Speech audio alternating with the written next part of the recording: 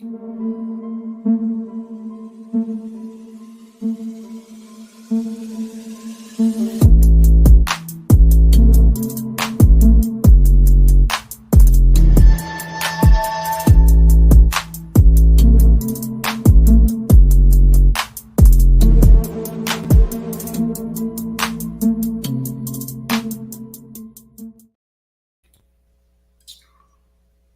up, fam? Sunday View fishing up in here. What's good with you? What's good with you? Yes, sir. We in here. Green bottle. Yup. Yeah, man. Hope everybody had a good week. What's up, Ghetto? Silverback. What's up? What's up? What's cracking with y'all? Yeah, we in here tonight, y'all. Been an interesting week. Good week. Tribe of Kings. What's happening? What's happening? What's good with your squad? Yeah. Or squares, should I say? Yeah. Yeah. We in here. Tribe, I need to know when y'all coming through, man. I tried to hit your mans up. Holler back at me. Let me know something. Yeah, I can jump ahead tonight if y'all want to. Yeah, man. How everybody doing? Hope everybody having a good week. I had the worst and the best experience at the range yesterday. What happened, Silverback? You realized you couldn't shoot and then learn how to shoot better? What happened? Deuce Kesey in the building. What's happening? What's up, pimp? How you doing? Yeah. Joseph Harris, what's cracking? What's cracking with you? I see y'all following in here. Yeah, man. Yeah, it's been a good week, though. So I finally got all my ATF approvals in from moving. I finally got everything from the move approved and got me back on track. Got me rolling again. Website went back live today. If you want to know, it's OrArmory.com. OWRARMORY.com. OrArmory.com. Site is back live. And then today, I get a shout out from my peoples. I'm going to wait for my mans to jump in here. Yeah. What's up, Shannon Ewan? Shannon Ewan in the building. Howard J in the building. What's up with your nephew? Yeah, I see you. I see you. Jason Ewan, I knew Shannon was here. You wasn't far behind. Y'all attached at the hip. Y'all attached at the hip. Yeah, man. Y'all, 2023 finna be different, y'all. It's gonna be different, y'all. I'm telling you. Shoot, y'all gonna trip out some of the stuff y'all seeing me pull out my hat. Y'all gonna like, what the hell going on here? Big Dre is tripping. He tripping. Yeah, man. My fly family in the building. What's up? What's up? That's my guy. Yeah. Matter of fact, let me do this right here. We having a freestyle tonight, y'all. We freestyling tonight, y'all. We freestyling tonight. SD Marine, what's happening? Oh, I ain't seen you in a minute, brother. Where you been? What's happening? Yeah, we having a freestyle night tonight, y'all. If you want to click that link and jump in, click the link and jump in. We just gonna talk it up about whatever. Yeah, man. Who picked up something new this week? Who picked up something new this week? Jason out there doing his thing with the channel. He trying to get that channel up. Y'all go subscribe to Jason Ewan's channel. Shanna dropped the link for my man Jay. Go subscribe to his channel. Get him up there if you haven't already. Yeah, man. I see y'all out there, y'all Marines, Semper Fi. I see y'all out there. What's up, squares? Huh? What? We can do that too. What? We can do that too. Y'all ain't the only ones. What's up, D-Man? What's good with you, homie? Yes, sir. Yeah, my man's hit me up today, says, hey, need you in the doggone premiere at 4 o'clock. They did that, dropped that video on Anubis, y'all. Yoki Stir dropped that Anubis video. Dope video, too. Yes, sir. So if you're curious about Anubis and what ornaments bringing to the table, go check out Yogi's video. You'll see what we're working with. You'll see what we're working with. Hold on. Wait a minute. Somebody peeping in my windows. Pow! Nobody now. What's up with you? That's a big ass fish behind your head, brother. Yeah, you see it. You got jaws back there, don't you? A big ass fish. He bigger than you. Hold on 1 second. Let me mute you. So 2A in LA. What's up, man? I had to check out a video you did on something that gonna be coming to my channel real soon. I was like, oh, 2A in LA did a video on that. Yep, I had to check that out today. Yes, sir. What's good with you, Sunday? Hey, nothing much, man. Living life. Yeah, man. We still got you on the puppy, dog. We still got you on the puppy. I'm gonna be honest, I wasn't sure, bro. I really wasn't sure. I know you wouldn't just flodge me out like that. Nah. We still got you, brother. I got a whole somebody wants one of them little blue-eyed puppies, and I didn't realize it's 2 blue-eyed puppies. So okay, he buying a puppy, so she's trying to let him figure out which one he wants first. Okay. Yeah. Okay, that's cool. Yeah, I got everything a dog needs over here, except for the dog. Yeah, exactly. Exactly. I got all kind of dog stuff over here. I ain't got no dog, bro. I got 2 dog cages. I got dog food. I got dog foods of different kinds. Treats, leashes, everything. Oh, yeah. He good, dog. He ready. Yeah. She ready, right? Yeah, but it's coming, dog. It's coming. Just hold tight for a second. Tell him to make his mind up, bro, because he over here he causing confusion. You ready for the dog, ain't you? Bro, I'm over here like, what's going on now? He call me and text me. I know my brother wouldn't do me like this. 2A in LA, Queen, her pit and her son's pit got locked up and had some puppies, man. They pits. All of them white.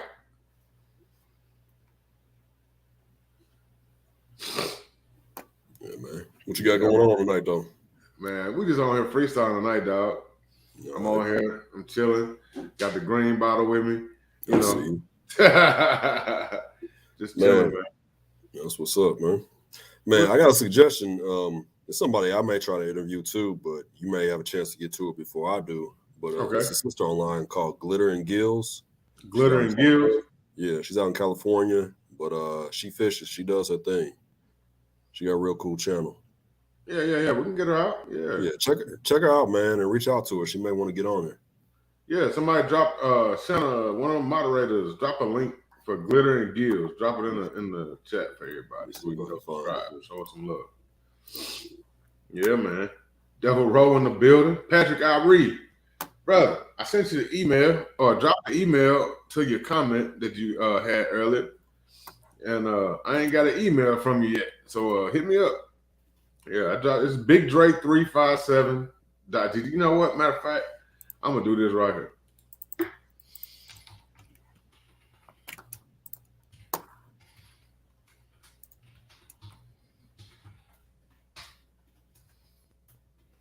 There you go, Patrick Irie. There go the email address right there. If anybody else interested in picking up an Anubis, if you don't want to go through the website, you want to come to me directly, you're more than welcome to. Just send me an email, hit me up on IG, and we'll get everything situated. What up, 2A Monte? What's cracking, fam?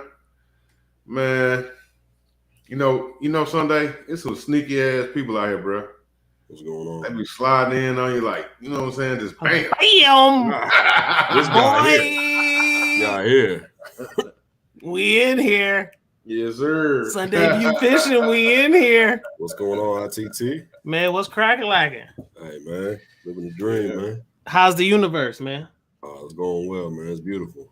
That's what's up, man. I be seeing them big bass, man. Them largemouth, them smallmouth. Don't play. Hey, I appreciate it, man. You ain't throwing no weights in them fish, though, is you? Nah, man. I don't need to cheat. Hey, Drake, he ain't throwing no weights in them fish, is he? I ain't got a lot to kick it. That's what's up, man. Them boys, they was wrong for that one, man. Hey, that was trash, bro. Man, that was straight trash. I hope they kicked them out forever, bro. Bro, I saw that, and that was what were they fishing? They were fishing not for sturgeon. What were they fishing? I can't remember. I have to think about it. But honestly, bass. They should make them pay back all that reward money they want to be real. Like, I would have let them have it. So I said the same thing, but somebody was like, they can't prove it. They can't go back and prove that they cheated in those tournaments. Right before. That's true. He made a good point. Ghetto made a good point. He said they got criminal charges for that. Good. That's what the hell they get. Oh, did they? Because I mean, yeah, bro, they was cutthroat for that, bro. You killed all them fish, putting weights in them. Like, come on, bro. I mean, if you really think about it, what if they did do it in the past? That means that it's other people that possibly could have won. Oh yeah. You know, so it was dirty. Yeah, for sure. It was dirty. Yeah, that was some foul stuff right there. Straight foul, man. Cheaters don't ever win, man. I don't know about that, bro. Well, I done seen cheaters win many times. I can't say that. Yeah. Because the Patriots cheated and they got a Super Bowl. You ain't cheating, you ain't trying. Hey, 2A Monte, I see you, bro. What up? How you doing, Howard J? In the damn house. My Fly family already know what time it is. Shanna Ewing, that's automatic. The Ewings is automatic. You know. He said Fishgate. Yeah, exactly. So I want to send a shout out to my man D-Man and Yogi Stirrup, man, for the video today, man. Straight up. I'm doing it again. That's love right there. Big Zach, my man, he dropped that banger. Zach was out there, damn it, punching that steel at 100 yards, like sling, sling. But yeah, shout out to everybody that's dropped content on the Anubis. Much love y'all. Appreciate y'all. You know what I'm saying? Or Ornaments. You know, we're an infant company trying to get this thing popping, man. You know, ain't too many of us black-owned manufacturers out there, so we gotta grind and get ours in. You know what I'm saying? Mm-hmm. Yeah, it's the support, man. The more we support as a community, the stronger we can get. And this is what people don't understand is that, you know, when people come to these platforms, Sunday View Fishing, ITT, I'm Not From This Planet, Big Dre 357, and all the other content creators, it takes time to do that. And when you help us, we're able to set up a bigger dinner table and help other people and behind that, which creates a bigger community. And it helps a whole lot more people in the end result.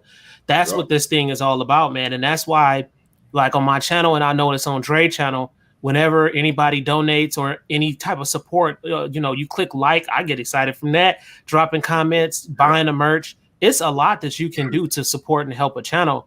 And just make sure that, you know, if you can't do one thing, make sure you can do something else, you know, on the channel just to help. And to keep these things moving, you know, the end result is for Sunday View Fishing. I don't know if he's doing it full time or not, but I'm pretty sure a lot of content creators want to do this full time. Oh yeah, for sure. And, yeah, bro, and ditch that other stuff that's going on because this is what we love to do. And so we just appreciate y'all support. Y'all have been outstanding on Big Dre 357 channel. I saw the growth, and when I mean growth, my mind is always thinking in the business aspect. I've seen tremendous growth in that type of way. And I just want to say thank you to you all and just everybody who have ever supported, man. That's what this thing is all about. Whether you like us or don't like us, click thumbs down on my video. I don't give a damn. As long as you click something, you know, come in, watch a commercial. Watch that jump just longer than, you know, a couple of seconds so I can at least get paid on it. Sunday View, come on now. Yeah, for sure. This is just like, so these are the things, guys. And so we appreciate you guys. And believe me, every single thing that's donated, every single thing that's done, does not go unrecognized. That's just facts. Big facts. Big facts. You know what I'm saying? It's hard out here, man. It takes people don't realize, you know, even as content creators like myself, I still have a full-time job. But I still put in a lot of work making these videos. Yeah, me too. Videos, man. I still come out of pocket with a lot of bread to make this content. You know what I'm saying? And cats don't realize, you know, how much you put into this. You know what I'm saying? Yeah. Shout out to my queen, Lil Mama. She in the building. Shout out to my man, OG2. What up, Queen? What up, Queen? But, you know, Queen, she's very supportive, man. You know, if I go out of town, y'all know she right there with me. You know what I'm saying? Yeah, she a ride or die. She a ride or die. And she like to laugh like I do, bro. She I can tell.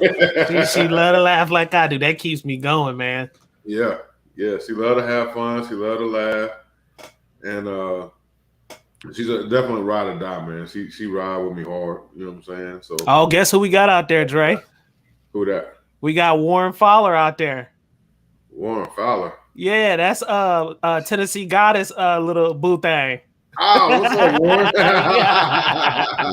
Warren out there, boy. We see you, bro. What's going on, brother? Yeah, he done came over to Big Dre 357 channel. Look at that. Yeah, man. Appreciate you, fam.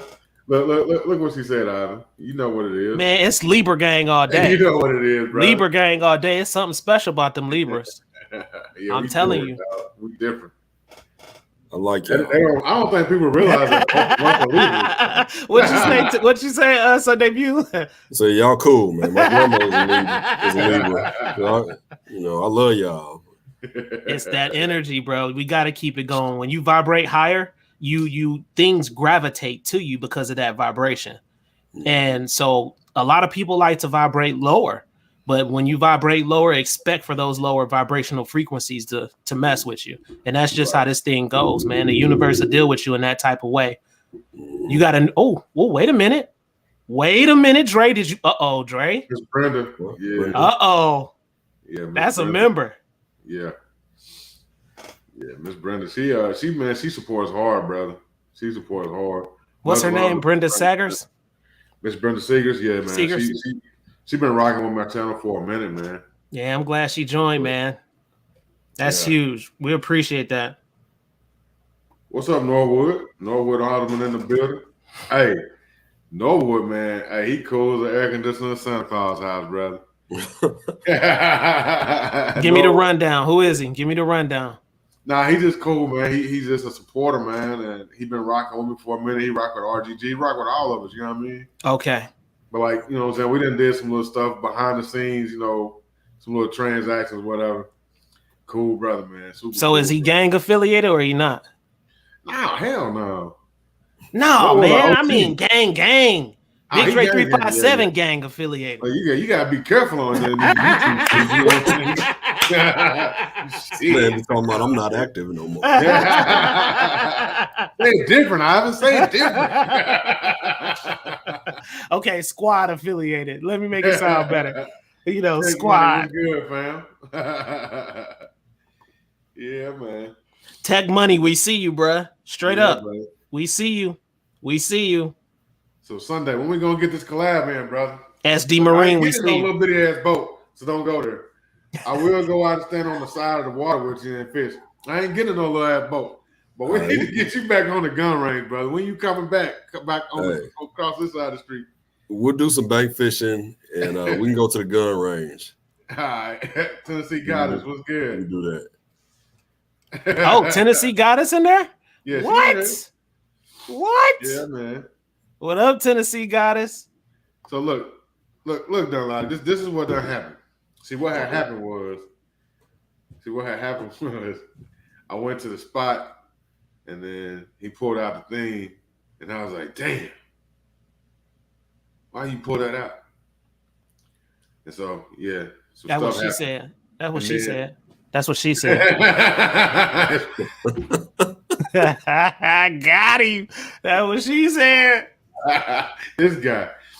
So then, a couple days ago, I went back to the spot, and he pulled out two more things. I'm like, damn, bro, you killing me, man.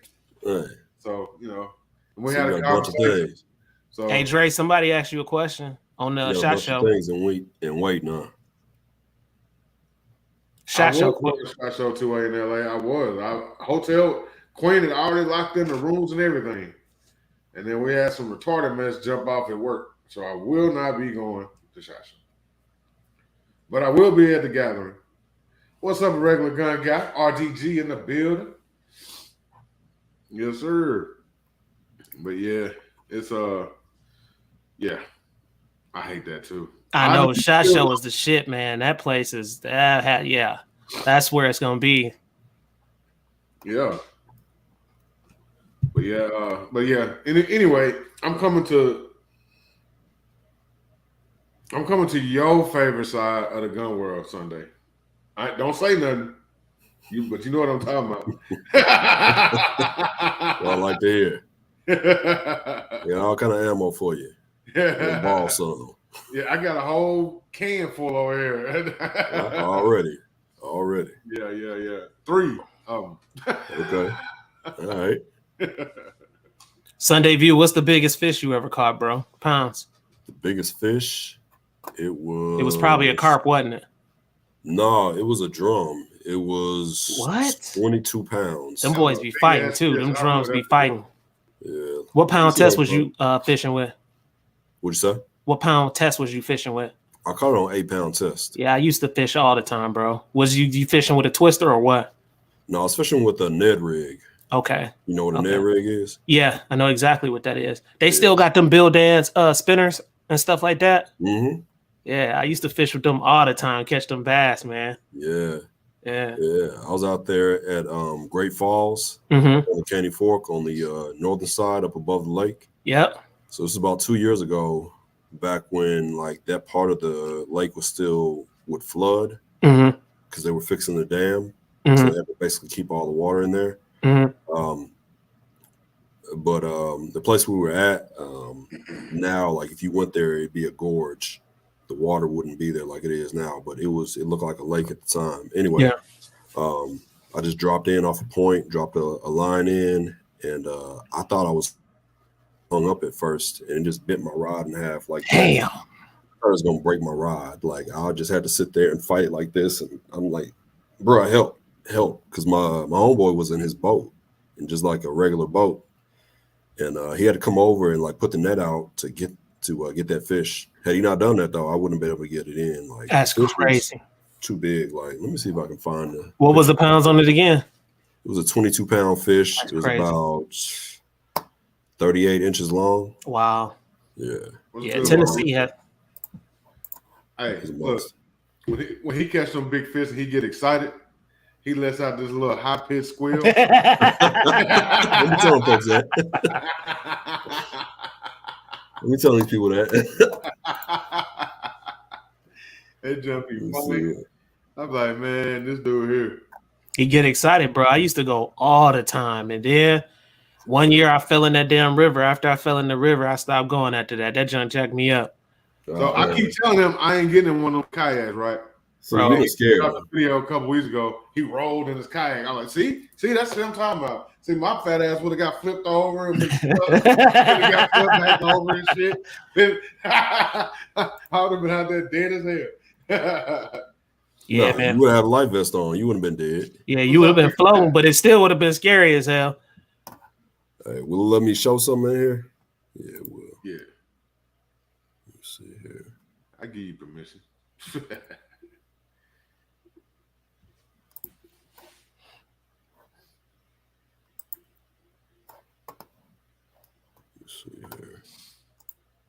Yeah, that's a pretty bass in the background, man. That junk crazy. Yeah, I caught that on drop shot. Man, you like crappie? Like the rainbow trout crappie? Yeah, I like crappie. It's fun to catch those too. Let me see here. Okay.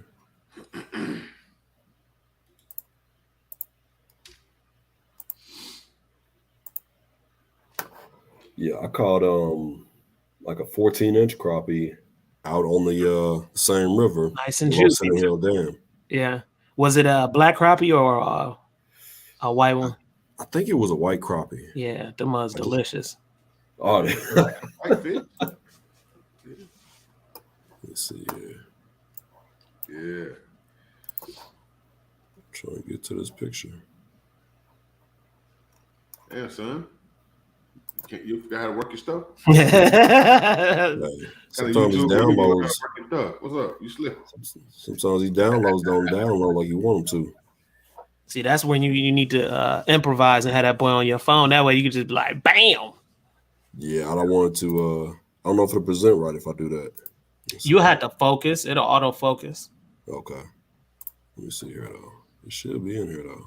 Maurice said he about to head up to Mass and do some fishing. Fishing is fun, man. I'm telling you. It just depends on what you're fishing for, too. I went deep sea fishing one time. Yeah. Does that count? Yeah, because you can get some big boys deep seeing. We were catching little bitty sharks. You do any fly fishing, Sunday View?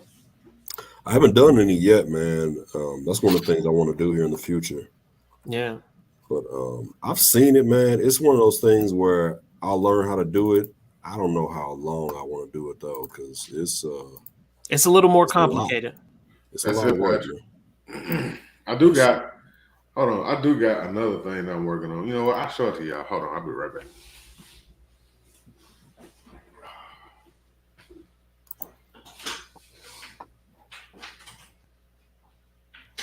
All right, so we taking over Big Dre 357 show right now. He no longer exists. He is now gone, guys. It's time to turn up. He's giving up all controls. We about to block him out of his own video. There we go. Can y'all see that? Nah. It won't let you see it. I still see the bass in the background.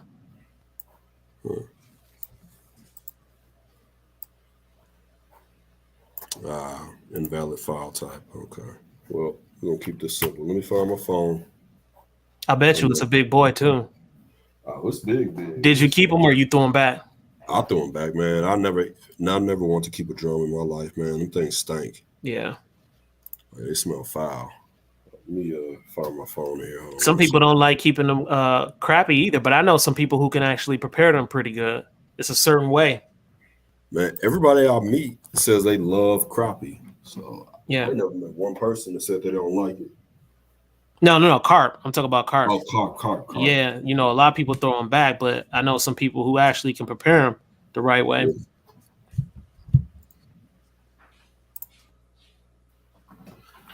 Yeah, those carp, man, you can catch them on some corn and stuff like that. Yeah. But most times when I'm out there, man, they don't want to bite nothing I have. I've seen people catch them accidentally. Yeah. I've seen anybody catch them on purpose. Yeah, they do, Devil Roll. They do, and they taste delicious, man. Crappie is just such a good fish to eat. Yeah. So what y'all think about these? Ooh. I like that. Yeah. Yeah, that's dope. Okay. Yeah. That's hard. Yeah. So. So you have your logo. These are coming soon, y'all. These are coming soon. We working on them. This is a prototype. We working on them. That's nice. Go ahead and make another prototype. I want one. Do what now? I said, go ahead and make another prototype. I want one. Shanna said she struggled catching the 13-pound salmon. I bet she did. Yeah, them boys ain't no joke either. That's a fight. It is a fight, man. And them alligator gar, when I first came from Flint to Tennessee, bro, and I saw that fish, I was like, what the hizzles, man? When I saw that alligator gar, bro, I was like, dang. My fly family said I used to go spearfishing in New York for sand shark. Really? Billy, click the link, Billy. There's a sand shark. Click the damn link, Billy. Now, that's what I want to know. What is a sand shark? He went back to his roots, throwing spears and stuff. Hey, Maurice, what is snakeheads, bro? You need to talk to us on that. I ain't never heard of that. I think snakehead is I ain't never seen that. Predatory fish. It shouldn't be here in the U.S. What does it look like, bro? It looks like a snake, but it's a fish. Oh, dang. Howard J said, I'll test it out for you. I'm testing it myself, Howard J. Yeah, I'm testing it myself, bro. I bet you that salmon was good too, Devil Roll. I bet you it was smoky and good. So just so y'all know, that grip I just showed, I've already got the final production version on my Anubis right now. I'm testing it out. All right. How did you like it? Is it pretty good or? Oh yeah, it's great. I compared it to I got a little video. I'm gonna post it as a short, but I got a video where I compared it to a emissary grip. So I took one of the prototypes, I took an emissary grip, and I took a hammer, and I hit the emissary grip, and the emissary grip just disintegrated pretty much. Wow. The 3D printed ones that we making, it broke, but I could still attach it on the gun, and I could still use it if I really needed to. Okay. Yeah. Man, with somebody I was going to have say what's up to y'all. There he is. What's up, fat guy? Yo, what up, yo? Man, fat guy with guns in the building. Yes, sir. What's up with you, man? I saw you was talking about fishing. I'm like, all right. What you know about fishing? What's happening? I take that back, Zach. I'm going to say that different because apparently you know a lot about fish. I grew up. Oh, hell no. You wrong for that. You super wrong for that one. Hey, man. Can't trust this guy. Super wrong. That ain't the good kind. That ain't the good kind, boy.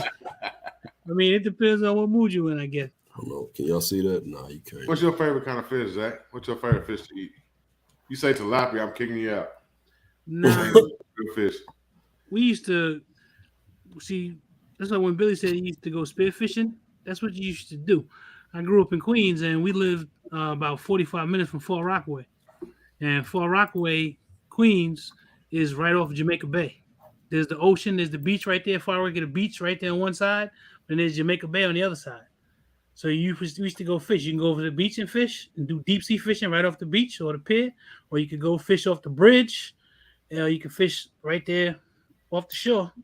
And we used to catch porgies and blackfish and sea robins and all type of stuff. Skates and weakfish and bluefish. When you see the schools come through, sometimes you catch a school with snapper running through. You can't even see it. So we I've never heard used to fish a like black crazy. man from New York say he went fishing. Yo, that's the way I collect guns. My father collects fishing poles. Really? Yes. My gun collection is big, but my father's fishing pole collection and reel collection, his rod and reel collection and lures and stuff like that is probably about 3 times the size of the guns that I own. Damn, what's up, Eric? That was my grandfather, his dad. That was their thing. He never really told us where he was from, but we believe he was from the South. and he fished. That's what he did. That's my father taught us how to fish. The way I teach my son how to shoot, that's how he taught us how to fish, because there wasn't really a lot of shooting going on in New York City. I love to fish, man. Fishing, I was born on the bank. My dad had pictures of me out in California, man, and he had me right on his chest out there fishing, bro. It was the craziest thing. Yeah, and that's what we did. My father, myself, and my 2 brothers, he would take us all the time. Like I said, one of the greatest things I've ever seen. He had this old school thing that he got from his dad. It was like a wire sort of thing, and it had like a flap on the top of it. So you take the fish and you throw the fish inside of it.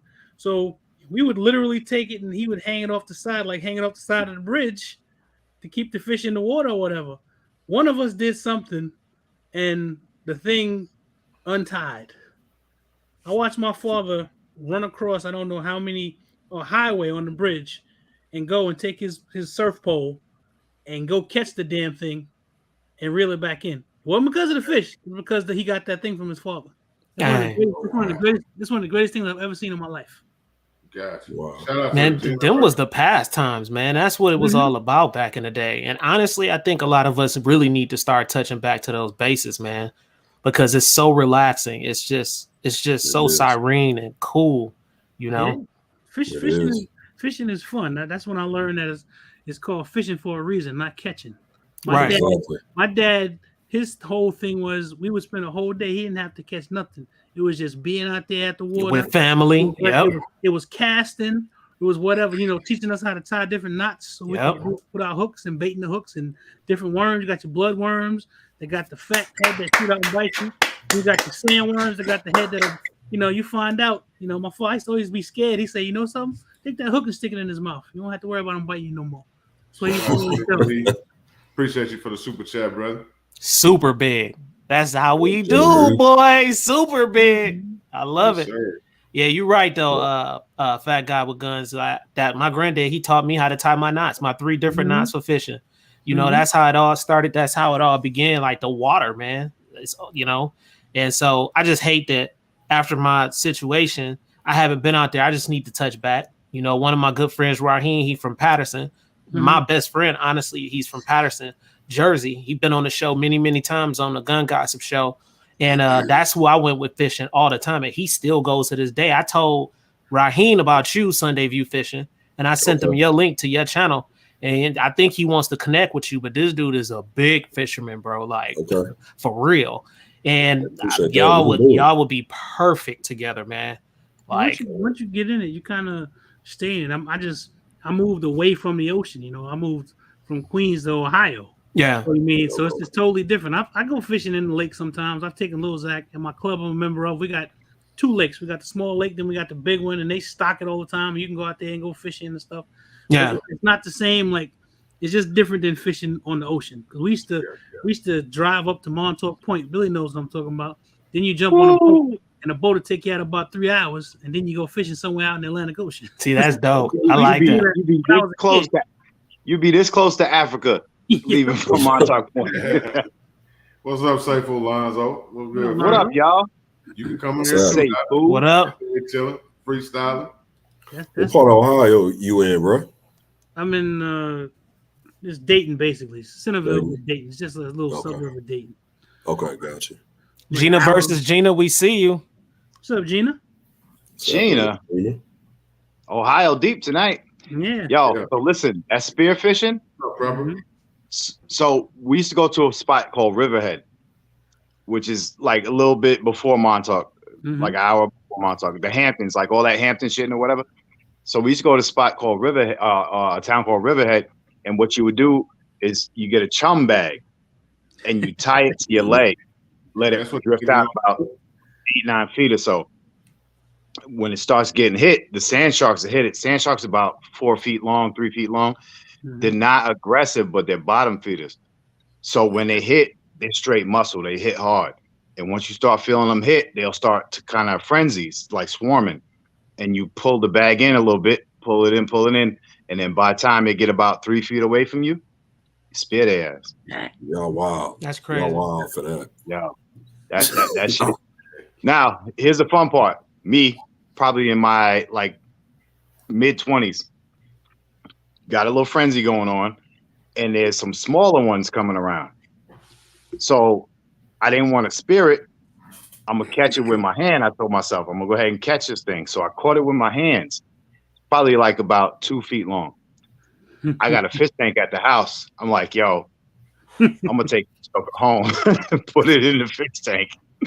Man, I put that shit in my fish tank. The next day, the whole house stinking. That shit died.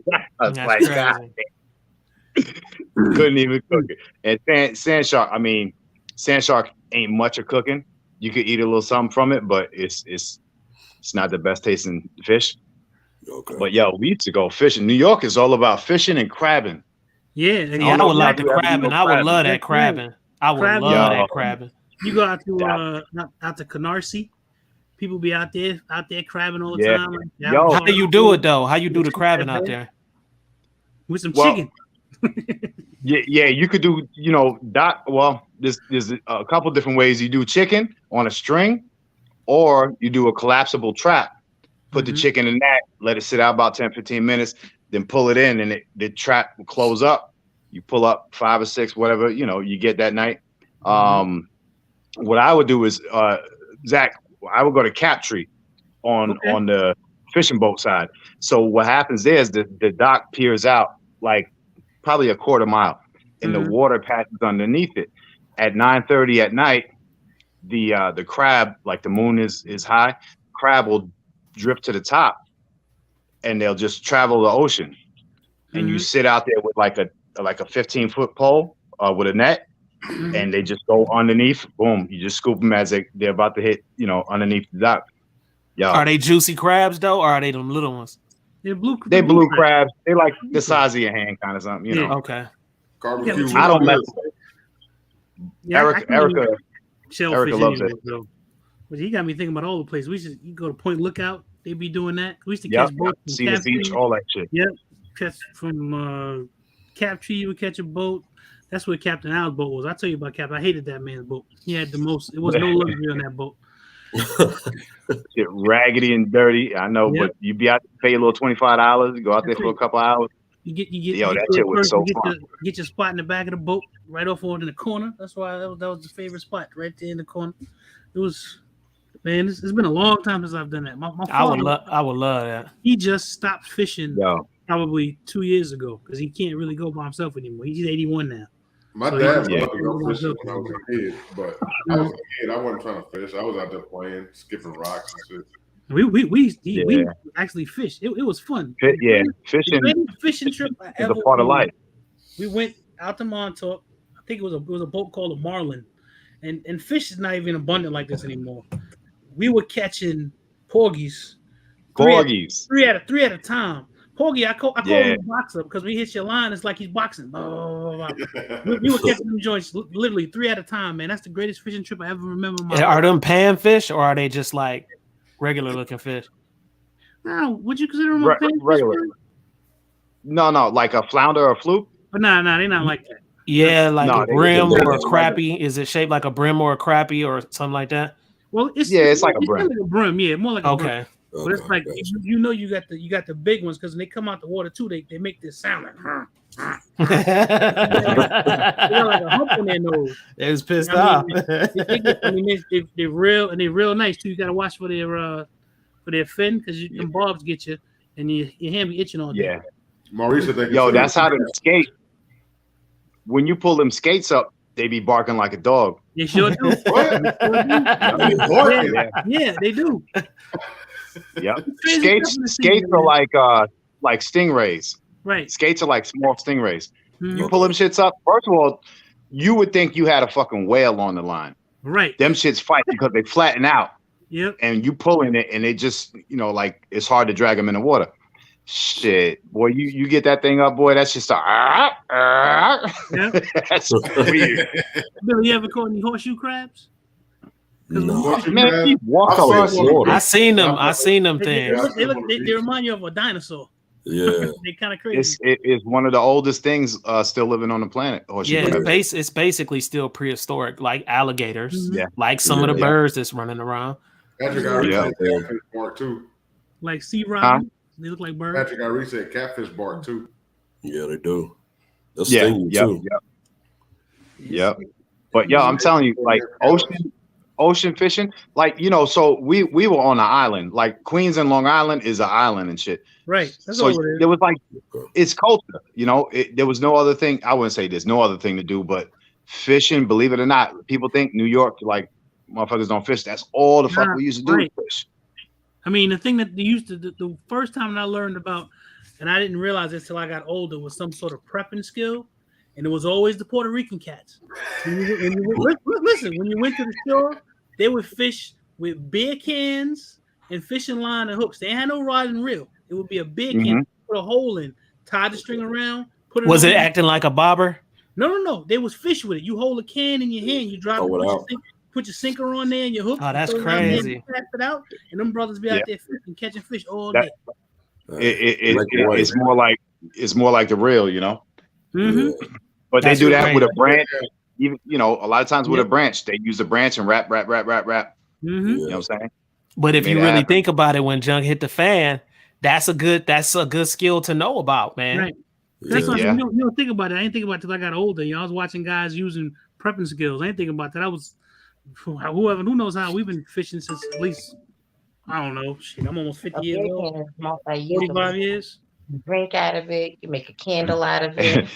Erica said you drink out of it first and then you fish. I was like, where the hell she come from?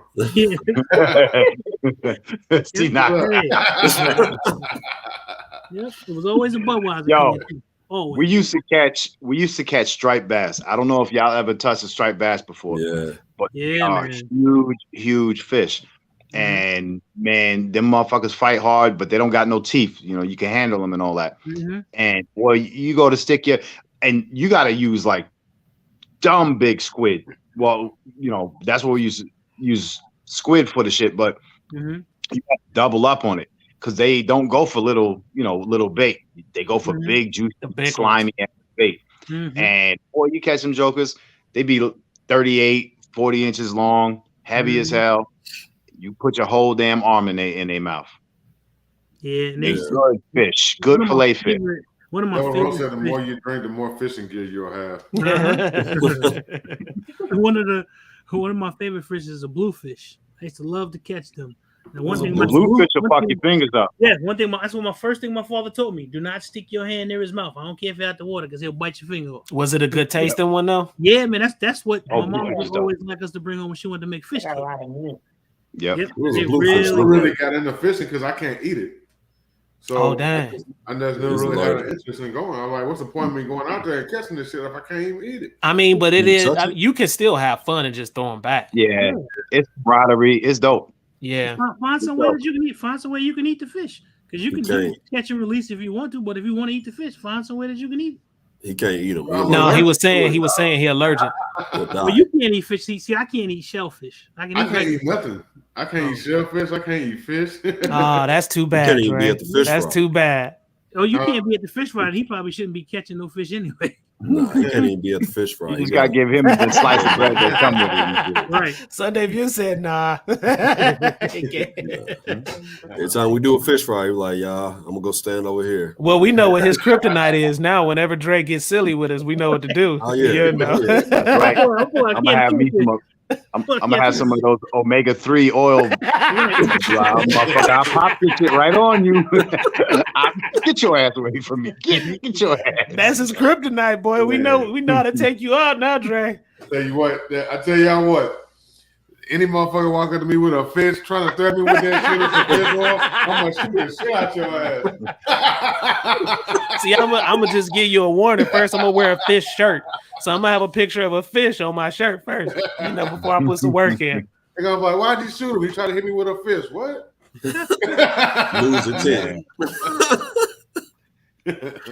They love juice. What's up? What's up, fam? You got everybody out here, boy. They turning up out there in the chats. 29. They turning up. Y'all hitting that like button when y'all come through. Yeah, man. Show that support. We appreciate y'all. Every last one of y'all. For sure. I don't know, man. I guess because I can't eat it. I just never really had a real interest in it. I think it's just fishing was cool because it was like we were catching sharks and one couple caught a barracuda. It was catching stuff like that. So it wasn't like we was going to eat it anyway. I mean, you can, but I can't eat it, so I just never really had a big interest in it. Mm-hmm. Can you touch a live fish? Yeah, I can touch a fish like if it's still alive. I can't ingest it. Okay. Then I say go do it, man. It's relaxing. It's super relaxing. You get out there, get your rod and your reel, get whatever it is you like to drink or however, sit out there, make some nice sandwiches, make a day of it. And then it's the element of surprise to me because some of them fish smart.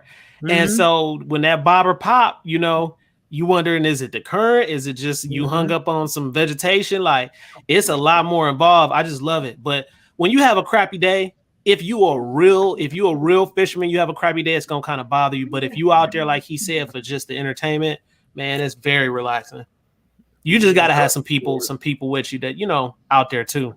Yeah, I love being out there deep in the woods on the river, man. Can't nobody call me. Just number nature around and the river. What kind of boat you got? Or you got a trolling motor? I got a kayak. I got a G.R.A.V.I.T.E.E Seaghost. It's like 12 feet long. I got that. I got another Lifetime, and I got my starter kayak, the first one I ever fished out of. What's your emergency plan if something go down and you just get caught in a situation? What's your emergency plan? Out there on the river? Yeah, by yourself, because I know you go out a lot by yourself. I don't go like on river trips by myself. Okay. So I'll go like out to the river and paddle upstream and come back. But I mean, I got my cell phone with me. I got a knife. I got my gun on me. There you go. I got rope. I got food with me at all times. I got Good. water. So I mean, any place I go when I'm by myself, it's usually somewhere where I'm still around some civilization. So if something just absolutely terrible happens, I know I can get off the boat, walk up, on shore, and if I'm on somebody's land, hopefully I can be like, hey, I'm here in peace, bruh. XYZ happened. Like, I just need to get back to the road. I don't mean no harm, something like that. Mm. But yeah. So we got 2 kayaks, Mm-hmm. and now we live in South Georgia. Okay. And in our area, there's one good river, the Flint River. Yeah. And that's a good trout river. We were thinking about getting in this damn river with the kayaks. And Ivan, what you was talking about, them alligator guards? Yeah. All over the fucking place. Man, just sit and wait. They don't even swim. They just sit there. Yep. Current be moving. They don't move. I'm like, yo, I ain't 5 years. I ain't touched them kayaks. They're not gonna hurt you, bro. Them fish ain't gonna mess with you, bro. We got alligators. We got alligators. Fun to catch though, man. Okay, so if you can catch them, because it's hard to catch them because of that bony structure and whatever that is, that beak thing. Yep. So you probably need to go north then if y'all got alligators down there, because I can understand that. I wouldn't want to be in the water with alligators. So you probably need to go north a little bit in Georgia where alligators and stuff. I mean, y'all come up here during the summer, man. I'll take you out on the river, man, and it won't be no alligators, I promise. Yeah, Billy, they said them kayaks dry run. You in Tennessee? Yeah, that's one of my Lodge brothers. Yeah, I'm up here in Murfreesboro. Okay. Yeah, Murfreesboro, man. Tennessee I'm telling you, I've never seen nothing like it. Tennessee has some of the most serene places you have ever seen in your life. Mm-hmm. Here in Tennessee, we have the biggest, I think it's the biggest national park here. And that park is unreal, man. Waterfalls and stuff. I was like, what the hell? The Smokies? Huh? The Smokies? Oh, no, it ain't. I don't think it's a smoke. Which one is Sunday View? It's one of them that's big, Bell Park or giant. Is it Montgomery Bell Park? I don't remember the name of that junk. I just remember they said one of the biggest ones was like here in Tennessee, and a lot of people come visit it from all over. I was like, dang, I didn't know that. It's bigger than the Smokies? I know the Smokies there in Tennessee. Yeah, you got a lot of them. Yeah, but that's up in like Gatlinburg, Pigeon Forge.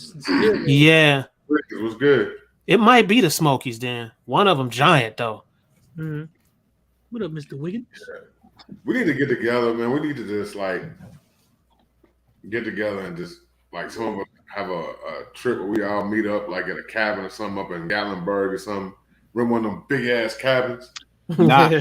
Yo, Zach, remember we was talking about doing that damn fishing trip. Yeah. We need to start thinking about that shit. Yeah, that'll be fun, man. Now I ain't a nice fishing trip. I ain't trying to squeeze my ass in nobody kayak, so that's not a man. But this the thing though, bro. They gonna listen. They give you the flotation devices. See, people, it is still kind of scary though. Even if you get tipped over on the boat and you got that flotation device on, you still gonna be freaked out. But you'll float though. So it ain't bad, but it's still kind of messed up because you ain't feeling no bottoms, bro.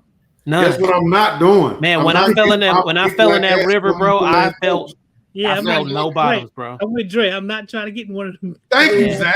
Stop saying it's scary, bro. You ruined it.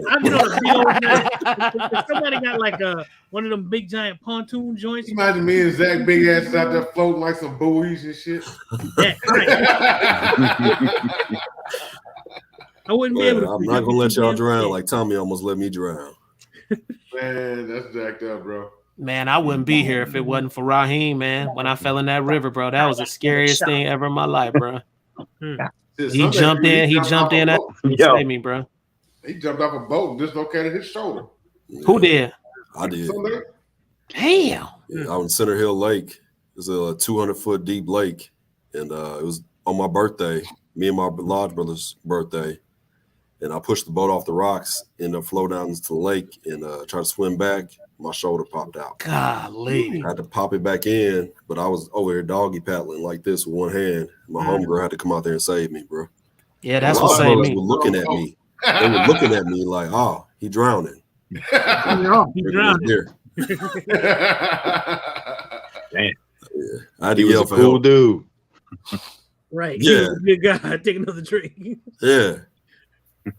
But yeah, my homegirl came out there and saved my life. So Yeah, them freak accidents can happen so quick and you never see them coming. They do. Yo, here's the fun part. We got a lake here called Percy Priest. A lot of people dying there because there's some what they call them up under the water, like turbines. Yeah, I used to fish there all the time. That was the stumping grounds where I fished at all the time. That's where Raheen almost got bit by that by that snake too. He was going down the rocks, and that snake came out, and I pulled him, man. It almost tapped him, bro. Almost got him. Oh, yeah. Almost got him. Somebody died like that one year. They jumped off of the cliffs. They be in them rocks into the water, and it was just like a pit of snakes in there. Yep. He jumped into it. You gotta be careful, man. You do.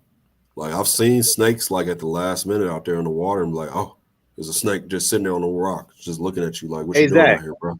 Yeah. You remember like 5 minutes ago where they were like, yeah, come up here. It's cool. We'll take care of you. Yeah, I'm sitting there like, forget that shit. Y'all motherfuckers made it. Y'all done broke the deal. Ah, man, come on, bro. Said the snake gonna kill me. Nah, man. Ain't gonna be no snakes out there, bro. Nah, don't listen. Don't believe Sunday View fishing. If it's 85 and up, them snakes gonna be out, bro. They love that heat. Told this man somebody died by diving in the water into a bed of snakes. He's like, I didn't know snakes out there, bro. Yeah, that's different. That's different. Nah, bro. See, that's why I'm keeping my black ass on land. That way, if I see a snake, hey, just make sure you bring that. Make sure I ain't gotta try and swim. Make sure you bring that 22 LR. You'll be fine. That's it. You can tap their ass real quick. And some Kanye West boots. Yep. Yep. Some Uggs, some nice Uggs. Dre, Billy had us kayaking with the sharks one night. What? I had my knife with me.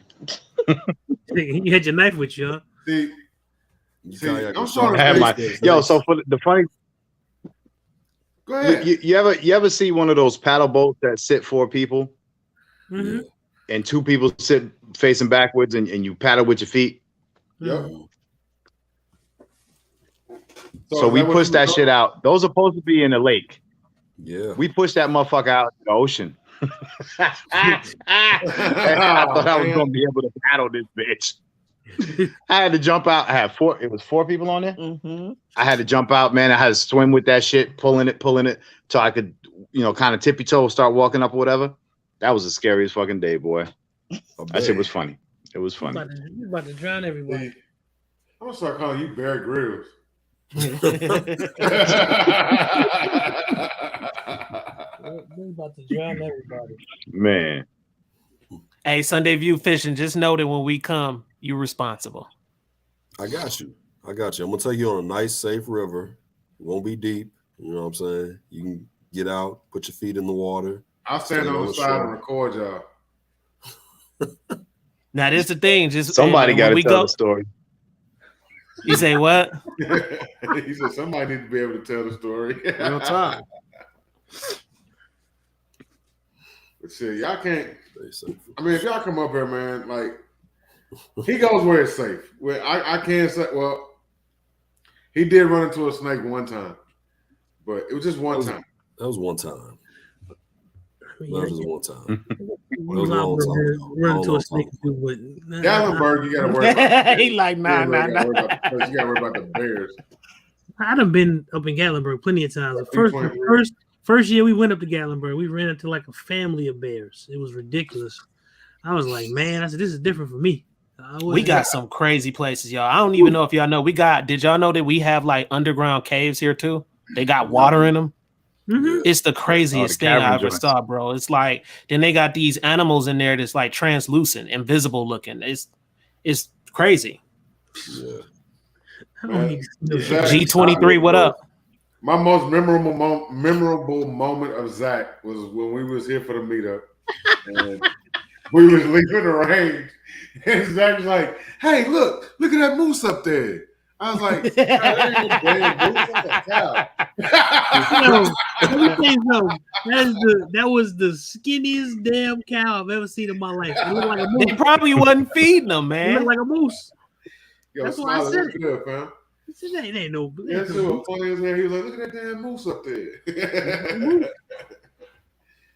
Like, man, it's Tennessee. We don't have moose. Man, Tennessee is beautiful. Like, real talk, I've never, back in my original state, man, ain't too much going on. When I came down here, man, it is some unbelievable places to be here. Unreal. It's funny because I'm a real city guy, and ended up where I am and going to the places that I ended up going, largely because of shooting and things like that. I never thought I would like stuff like that. Yeah, I didn't think that I would, but now that I go through it, I like it. I like all that country small town stuff and all that. It's appealing to me. I never thought that I would. I mean, it's different. I kind of wish I knew a little bit more of it growing up. Oh, it's big time different. That, with me, when I was at home, there was nothing but city stuff. And then when I came down south, it was a totally different environment. I had to get used to it. Mm-hmm. And but like you said, man, half of my family anyway from the south. So my granddad and my grandmother, they still had their country accents at the age of 80 and 90 years old, and everybody up north had their northern accents. So we always had the roots down here in the south. So I always came down to visit. And I never thought in a million years that I would ever move to Tennessee. And it happened to be like that when I had got married, came down here. And I'll tell you right now, I love this place, bro. Like, I honestly wouldn't trade it for anything in the world.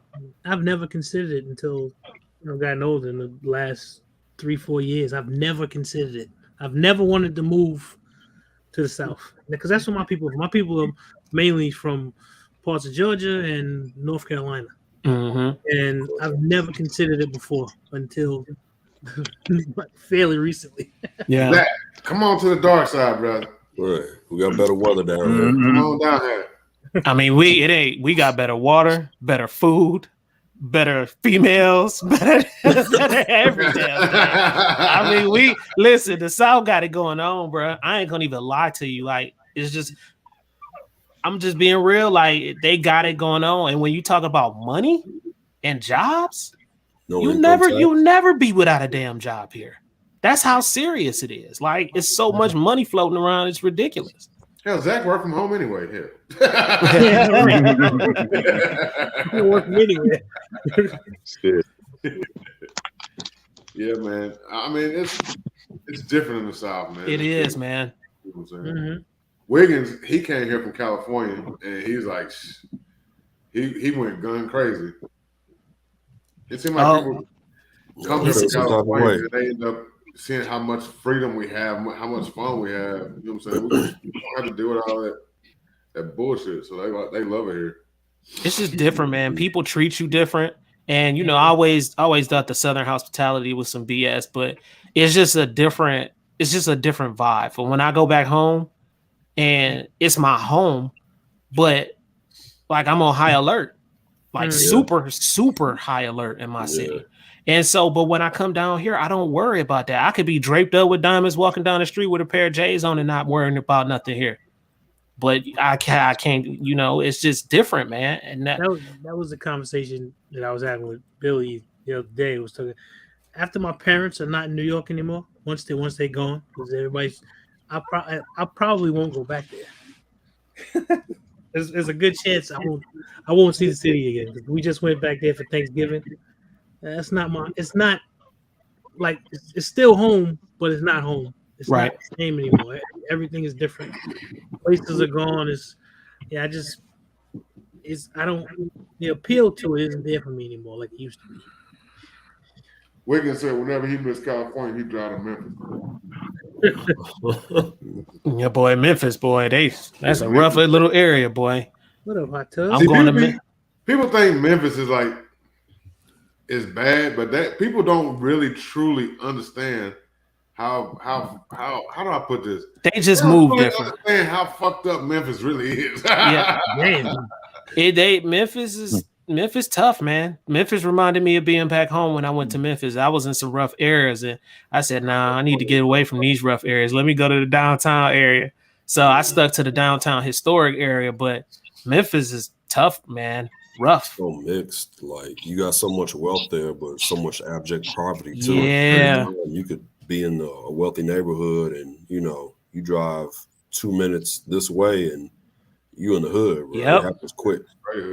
It's like people go to Graceland, you'll hear them like, oh, I'm going to Memphis. I'm like, why are you going to Memphis? They're like, oh, we're going to Graceland. I'm like, bro, be careful. It's safe over there. I'm like, that's Black Haven, man. You'll die. Yeah. That's one of the most dangerous parts of Memphis, right over there around Graceland. Yo, you notice though, a lot of the most popular tourist attraction places are in the middle of the hood. Right. Oh, yeah. Wherever you go, you be in DC, you be in Richmond, you be in Seattle. They love that. They love that too. Look, yeah, they love that. Hotel Tony said Graceland is in the hood. Yep. What up, Hot Tub? Not to mention the fact you get used to this almost just easy living. You get used to it. It's a different way of being. You don't always gotta. You just do. I don't. Yeah. I like it. I ain't ashamed to say it. You get used to it. When you go to Memphis, like everybody want to go to Beale Street. People don't realize how dangerous Beale Street is. Like at a certain time, before like the night scene kick off, they block Beale Street off, and you get searched before you go on Beale Street. Really? Yeah, I heard about that. Yeah, because after we get robbed, they'll call you off in the alley, and you'll come up on a milk carton. Damn. They pat you down real good before you go in there. When I go to Memphis, so like if I go to Orange Mound, I feel all right in Orange Mound. I feel like being at home. I feel like home in Orange Mound, even though it's supposed to be one of the roughest areas. But Fraser in North Memphis is worse than Orange Mound. So, like, if I went to Fraser, I'd ride around with my pistol on my lap and my hand on my pistol the entire time. I don't do that in Orange Mound. Yeah, I don't want to have to do that. Nah, it ain't that stuff is old, man. It's old. Yeah. But I'm gonna tell you, the Memphis people though, it's a lot of sweet Memphis people. That sweet accent, it's just some down home, nice people in Memphis. But it's some grimy areas, and it's opportunity, man. If they see and they hear you open your mouth up and they know you're not from there and they see them tags, you a target, and you just need to watch it. Look, I tell Tony said it. White Haven, which is Black Haven, Orange Mound, North Memphis, which is Fraser. It's straight hood, bro. Yeah. Memphis tough, man. Look at what happened to Dog. Look at what happened to Dog, huh? And Orange Mound, them dudes they like, you know what I'm saying? If you don't come over here and start nothing, won't be nothing. They won't just go out looking for it. But if you bring it to them, they're gonna give you that work. You know what I'm saying? But in Fraser, they don't care. You just be riding through and they'll try and get at you. No, I'm just trying to get something to eat.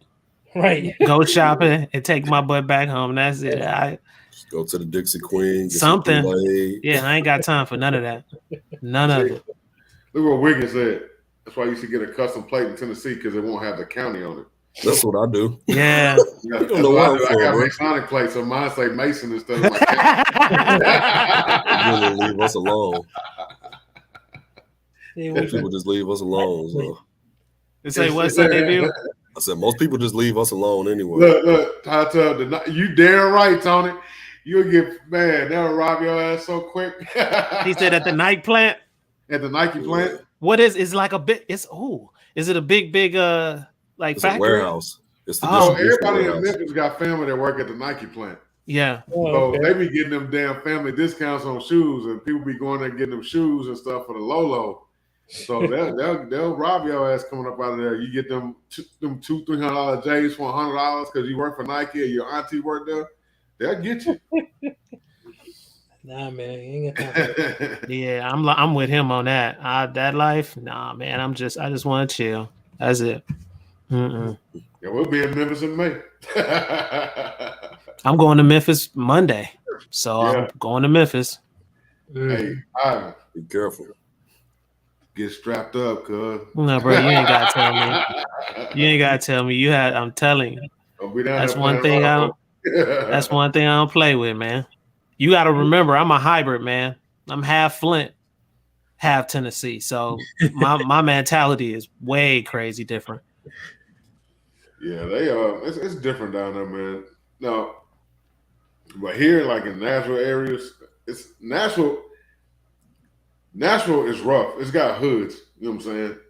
And as long as you stay away from them hoods, or if you know how to move around them, you're straight. You good. But when you not from here and you just go around there and you do some stupid stuff, you're gonna get handled. You'll get dealt with. If you come to visit Nashville, don't be driving off the main roads. Man, Nashville, I don't feel like Nashville is. I done been in some of the roughest areas in Nashville, and I feel like it lost its spark about 20 years ago. When I was here 20 years ago, some of those been over to Dodge City. I've been in Dodge City. I have friends out in Dodge City. I was in Dodge City. But when I used to go back and party, but it's just like they done busted so many of those up, and those ghettos and shit like that. The projects, they done busted them up and spread those people out, and they knew what they were doing when they were gentrifying the area. It's the reason why they did that. Yeah, man. So it's just, it don't have that. It's not, to me, Nashville is even the hood area. You should be watchful, but I think I would be on higher alert in Memphis most definitely than Nashville. And I'm saying that because I live in Nashville. I done been in some of the craziest areas here. And I've been to Memphis, but I've been only to one crazy area in Memphis, just for the comparison, you know? Because y'all was, see, when everybody was here, you know what I'm saying, we was on the side of Nashville you ain't have to worry about. You was by the airport. Ain't nothing over there but the airport. Now you take your ass to East Nashville, North Nashville, it's a whole different ball game. I ain't gonna know it. The most of the time I saw Nashville, I was in the car with Dre. I took you all over Nashville, didn't I? Because the traffic was all fucked up, so he took me all around the damn place. What did you think about it? I thought it was nice. The funny thing is, I like Tennessee. I like driving through it. I like being in the state. It's actually a place that I like. I like Tennessee. Ronnie, buddy, what's up, squad? A lot of people from up north that moved here, man. A lot. Yeah, it's a place that, you know, we usually get there at least once a year. We get to Tennessee, and I like Tennessee. And more than that, sometimes we just, matter of fact, I just came back from Louisville. I was in Louisville the other day. Mm-hmm. So what's weird, like, so when we was out riding, Zach, I don't think we went by. Did I show you the Titans training facility? I just showed you the stadium. I don't think so. Just I really facility. So if you go to where the Titans train at, they got this big white bubble that they practice in. Mm-hmm. Right across the street, you're going to see some 8 to 10 foot high razor wire fencing. Mm-hmm. Well, that's the police department. And right there beside that is Dodge City. Yep. So that police precinct was actually built for Dodge City. Sure was. Damn. But it was so ratchet over there, they kept breaking in the police cars, stealing the guns out the cars and shit. They had to put the fence up to keep them out. Damn. Yeah. They built the fence to keep them out of jail. Bro. Right. To keep them out of jail, right? To keep them out of our shit because they running around with the police shotguns and shit.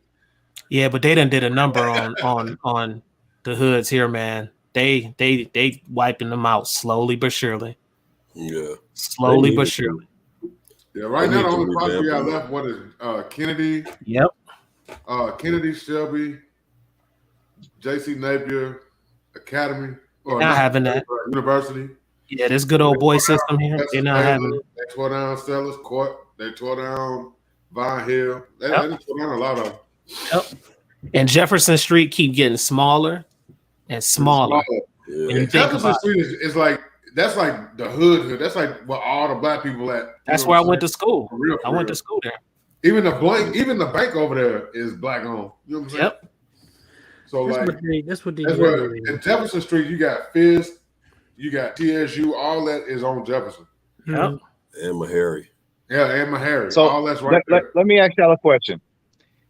if some amazing turn of event put a good few $1 million in your hands, would you spend that back into Tennessee, like stay in Tennessee with that? Or would you, is there some other place where you're like, yo, I would love to live there? I would put some of it in Tennessee, but I would still have a house somewhere else too, because I'm kind of tired of Tennessee weather. It's kind of bipolar. Yeah. True. But yeah, I would definitely put some money into it because, just growing up on Jefferson Street, going to school downtown at MLK, I really see how rich of a culture that Nashville has and that area has. And I can see how it's changing in the neighborhoods and stuff. Neighborhoods that used to just be all Black people, they're just clearing out whole blocks. Sure did. They know what they're doing. Houses, and you got people running through and jogging at night with their dogs, real comfortable, which is cool. I'm glad that it's safer, but I think people are forgetting that this is not the neighborhood that they lived in. Other people were here first. Like this neighborhood has a history. Yeah, but it's all by design. It's by design, and it's a money grab. You got to remember when they put that $500,000 house in the project area, then what that does is to those other properties, it messes them all up. Property taxes start to go up and they can't afford that stuff, man. And it's other things that affect them in that area, and then you got people coming to offer them to buy their properties if their properties are paid off. Churches is getting bought out. Man, it was all type of stuff happening down there in Tennessee. But for me, I think I would have to take my money back to my home city because of how dilapidated my city is, man. My city is bad, man. And when I went back home, bro, it felt like I almost felt out of pocket and out of place because I'm riding through all nice and I'm looking and I'm just flashbacking when I used to walk down the street, and stuff like this. And my school looked the way it does now. And it's only one high school left and weird stuff like that. It's just so bad, man. And it would mess with my conscience knowing how progressive Tennessee, Nashville is and not put that money back to my home area. I would feel really bad about that, even though I really don't halfway like Flint like that no more because just for certain reasons, but I still would have to do it. Yeah, that's like I said, that's the design of it because the same way that they gentrify things, you can take those same dollars and uplift those people that are there, create opportunity. That they can be there in that same way that it's safe for Susie May to run around with her little dog. Our folk can run around with their dog if they want to, and they ain't got to be worrying about nothing happening or doing whatever. It's a game to disenfranchise us because they can take that same money and do it for us, but they won't. They'd rather kick us out and send us somewhere else and then talk shit about us while they done took our whole community and let everybody else live there but us. It's sad, man. I remember Nashville is East Nashville. And back in the day, 15, 20 years ago, you didn't see no white people in East Nashville. So my daughter, she was raised in East Nashville. So when I would go out there to get her, I always took the interstate, hop off, go to her house, get her, and leave. I used to live in East Nashville back in the day. So I didn't realize all those years that I was missing all the changes going on. So when I started driving Uber a few years ago, I had to go pick up somebody in East Nashville, and I was riding through, and I'm like, damn, what are these white people doing out here? And so I'm looking, I'm like, what the hell going on? Houses that was there when I lived there, that was like $40,000, $50,000. They now 3-story tall and skinnies that's like $800,000. Over $500,000. Yep. And I'm like, what in the hell happened out here? And they some bad houses too. Coffee shops and cafes and shit. I'm like, damn. When I say they some bad houses, man, these houses so cold. Like and it's so weird because you'll have the houses that Dre talking about. And then a couple of the streets down, you got these jacked up homes. And so it's all by design, man. It's all by design. When I was a kid back at home in Flint, I remember seeing all the guys doing well and stuff like that. But those guys were drug dealers that we looked up to, the ones that had the nice cars and stuff like that. And that's why I say, I take my money back. And just to kind of show people that you don't have to go a certain type of way. That's not to knock anybody lifestyle. But, we have to try to exalt the people who doing things good and doing things the honest way too. Tony's right though. It's mostly black folks with the money that slow down the growth of the black community because they get money and they take it away. They don't keep it in the hood most of the time. That's true. So I agree with that. Usually it's smaller businesses that are owned by black people that stay in the hood. Usually the ones that actually blow up and do good, they take it elsewhere. Like we had this guy, you probably remember him, Donnie. When we had Hickory Hollow Mall, we had Fat Caps. Yeah. When his shop blew up, he had to shop in Chattanooga. When the Nashville shop started doing good, he went boutique and got the big boutique building, and then he took it to Miami. You know what I'm saying? He ain't even around here no more. He still got a shop here. He still got a shop here? Where's it at now? It's still in Antioch. He still got one there. Does he? Yeah, he always had one in Miami too. $400 for a t-shirt? Yeah, some of his stuff is expensive. But he was like the first boutique store that was black owned in Nashville. That was like had really like trendy clothes and stuff like that. And he always kept his inventory cycling out. Right. If you wanted the rocker wear, the Woo wear, the Willie Esco, and all that stuff, you had to go to him to get it because there's nobody else around here really have it. Hey, Hot Tub wants you to drop the link. The link been out there, brother. It's funny, man, how all that stuff is. It's the same everywhere. It is, man. Like I said, it's by design. They shut down all the projects, moved people here. Then what they did here, which I've never seen before. I know it's happened before. They redesigned the highway, and all of the exits that used to get off in what you would consider to be the hood, they shut all the exits down and rerouted all the traffic. Which is the craziest thing I've ever seen. They literally did this. That's cold-blooded. It was wild how they did it. They just like almost like they shut access to that part of the city off. Yep. While they were closing down the projects and all type of stuff. They're not building up anything. City of Dayton is bullshit.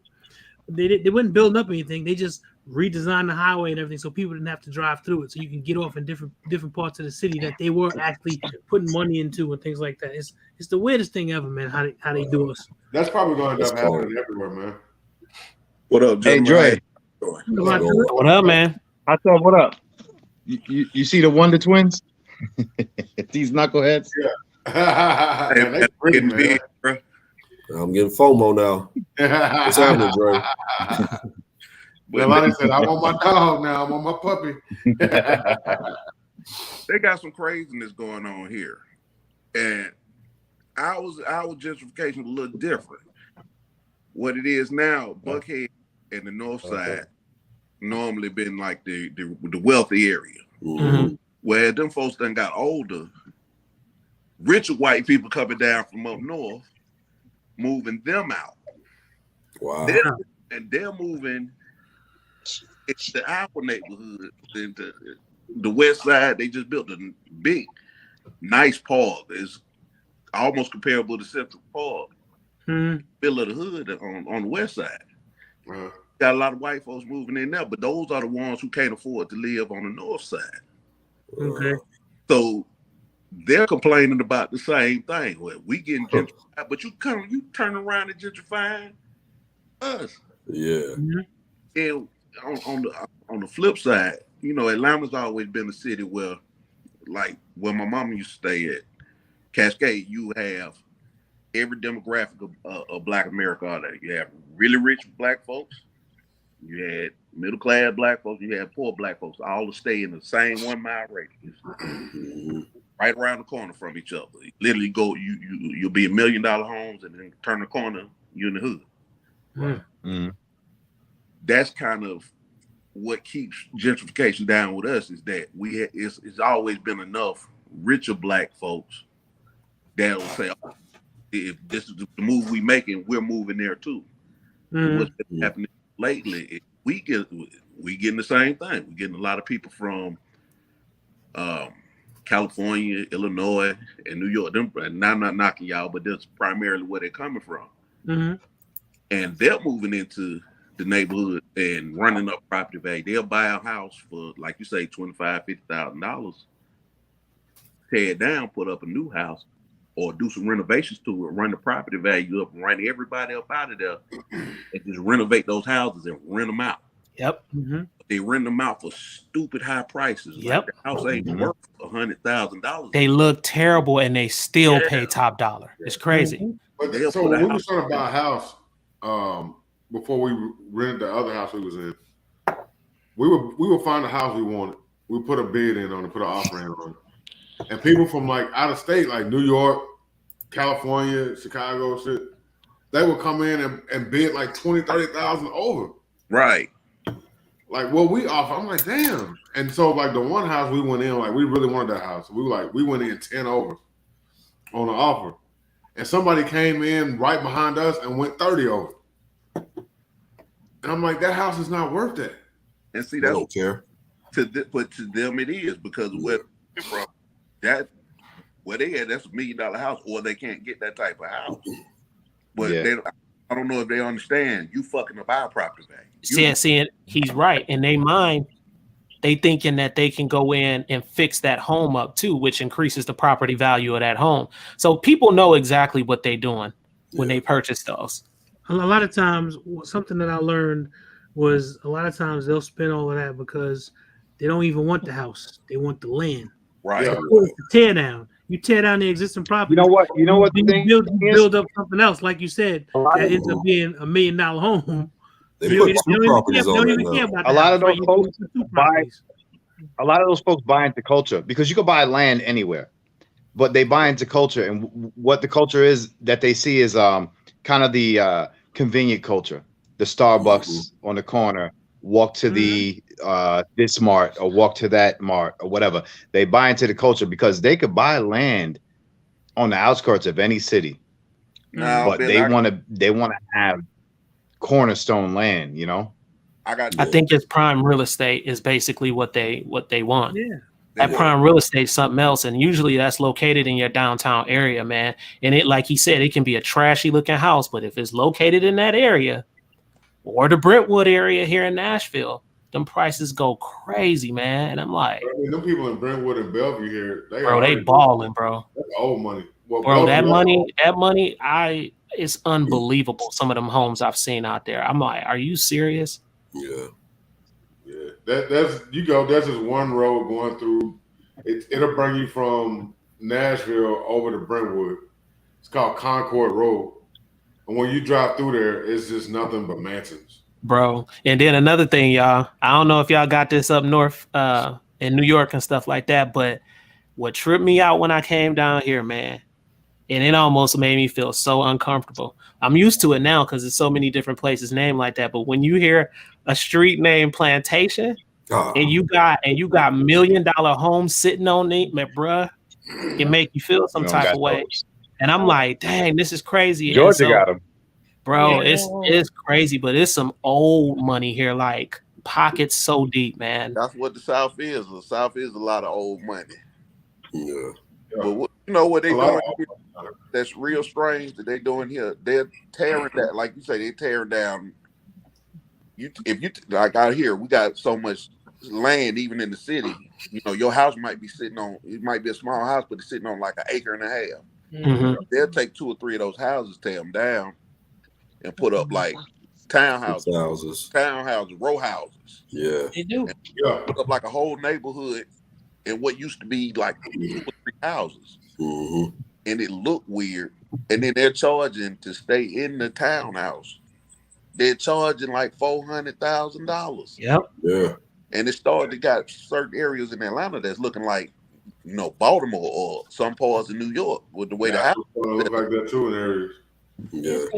What they're doing here, they'll go into the hood and they'll buy a lot with a house on it. They'll tear that house down and build 2 or 3 of them tall and skinnies. If it's really bad, yeah.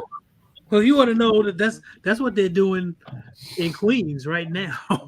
Because like where my parents' house is, right next door to them, there was a lady. She passed away several years ago, but she had a huge yard. It always had a giant cherry tree in it. She was always chasing us out of the yard for the cherry tree. The woman who owns the house now sold the yard, and they put a 2-family house in what used to be the yard to her house. So now, and then you got the guy that lives across the street from my parents that used to be a one-family house. I remember when he did this. He literally cut the top of the house off, rebuilt the top of the house. Now there's 4 or 5 families living in that house across the street from my parents' house.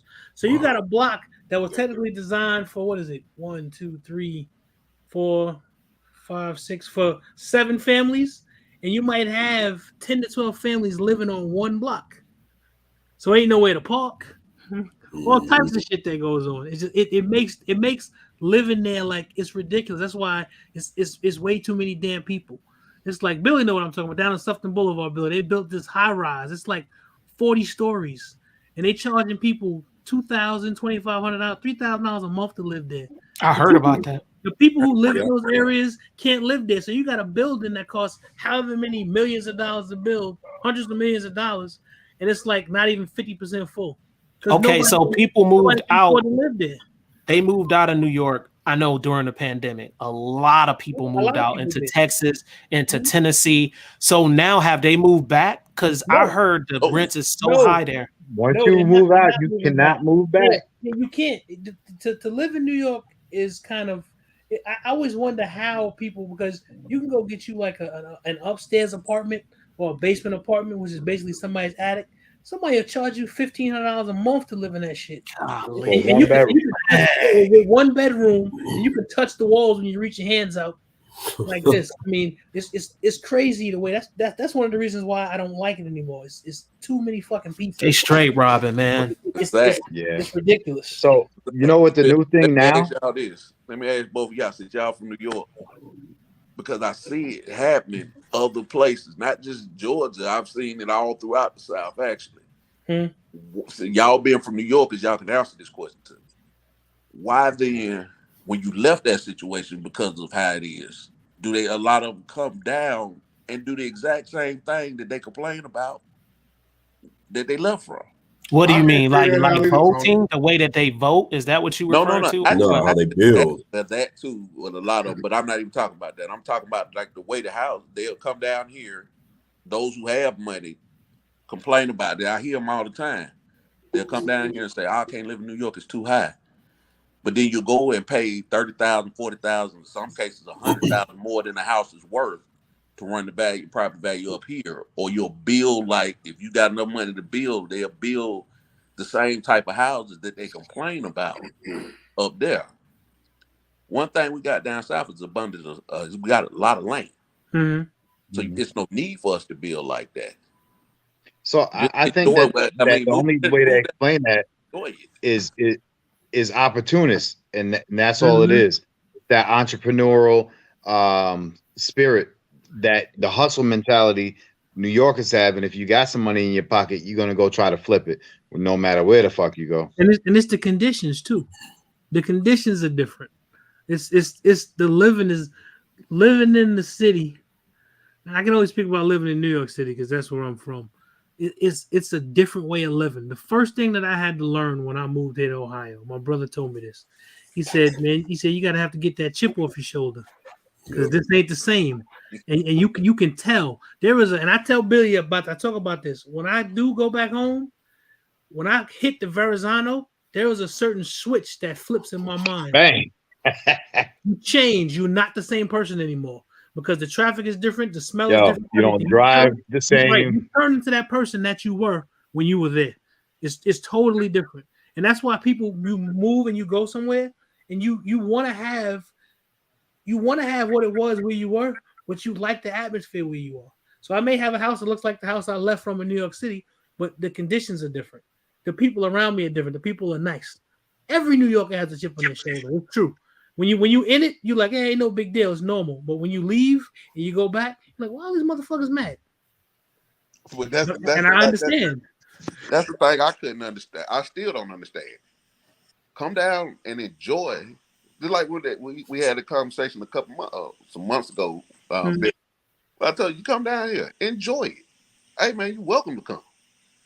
But leave a lot of the bullshit back there. Now I see, like Billy. Since you've been in the community, bro, I've seen the change in you. Visible with you. Nice and easy. Relax. You don't realize, and then you don't realize where you are till you go back to where you're from, and it's just the truth. And I'll be like, this is Centerville. I'm always gonna rep New York. This is Centerville, Ohio, a little small, sleepy ass town. But you want to know something? When I get to New York, I'm like, shit, I want to get back to Centerville. Exactly. That's how I feel.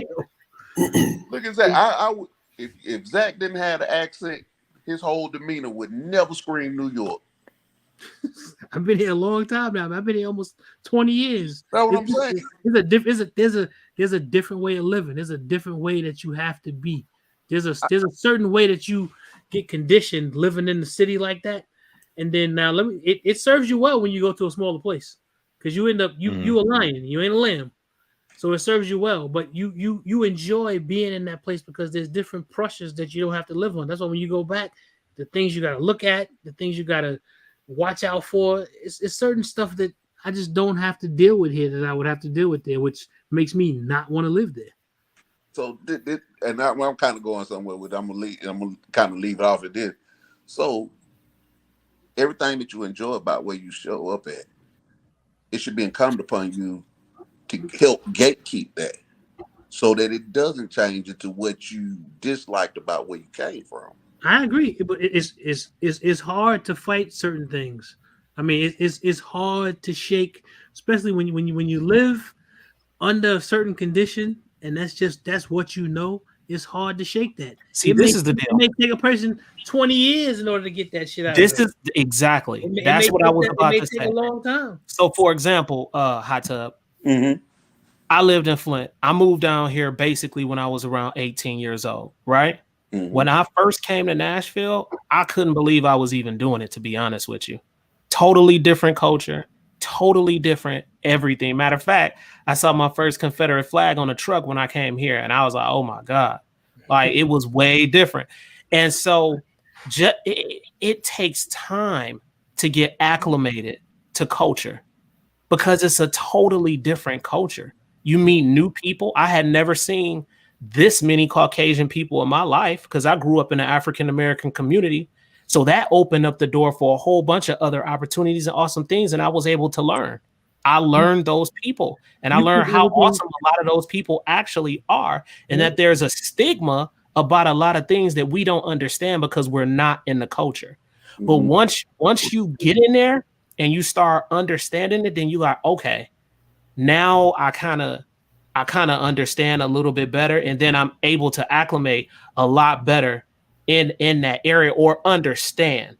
Mm-hmm. And so you take those vices and stuff and those mental issues you may have, they start to shed away over a period of time the longer you're there. That's what happened with me. That's the same thing. Is you start getting acclimated the same way that living in that environment put those things on you. Because I was the same way when I thought every place was like where I was from. That's what I thought too. Then when I got here, I'm like, wait a minute. I thought every place was like back home. No, most places are like where you are now. Not where you came from. So with me, it's a little difference. You remember when Hillary and Trump ran against each other? Mm-hmm. A lot of motherfuckers voted for Trump because they didn't like Hillary, and they voted for Hillary because they didn't like Trump. It's not because they like it. So with me, I didn't move to the South because I liked the South. I moved to the South because I didn't like the North. You know what I mean? So that's my reasoning. I wasn't looking for no glamour or nothing. I just was trying to leave what the fuck I was in. You know what I'm saying? So I still am figuring shit out in the South, what to appreciate, about it. I'm in a different element, hella, non-city-ish, country-ish or whatever. I'm relaxing, I'm cool, but I couldn't even overflow my New Yorkism into anything over here. It's so sparse, you know what I'm saying? So I couldn't affect shit. I'm gonna tell you something. New York, bro, hands down. New York, for me, and I think for a lot of people, is the center stone of so much.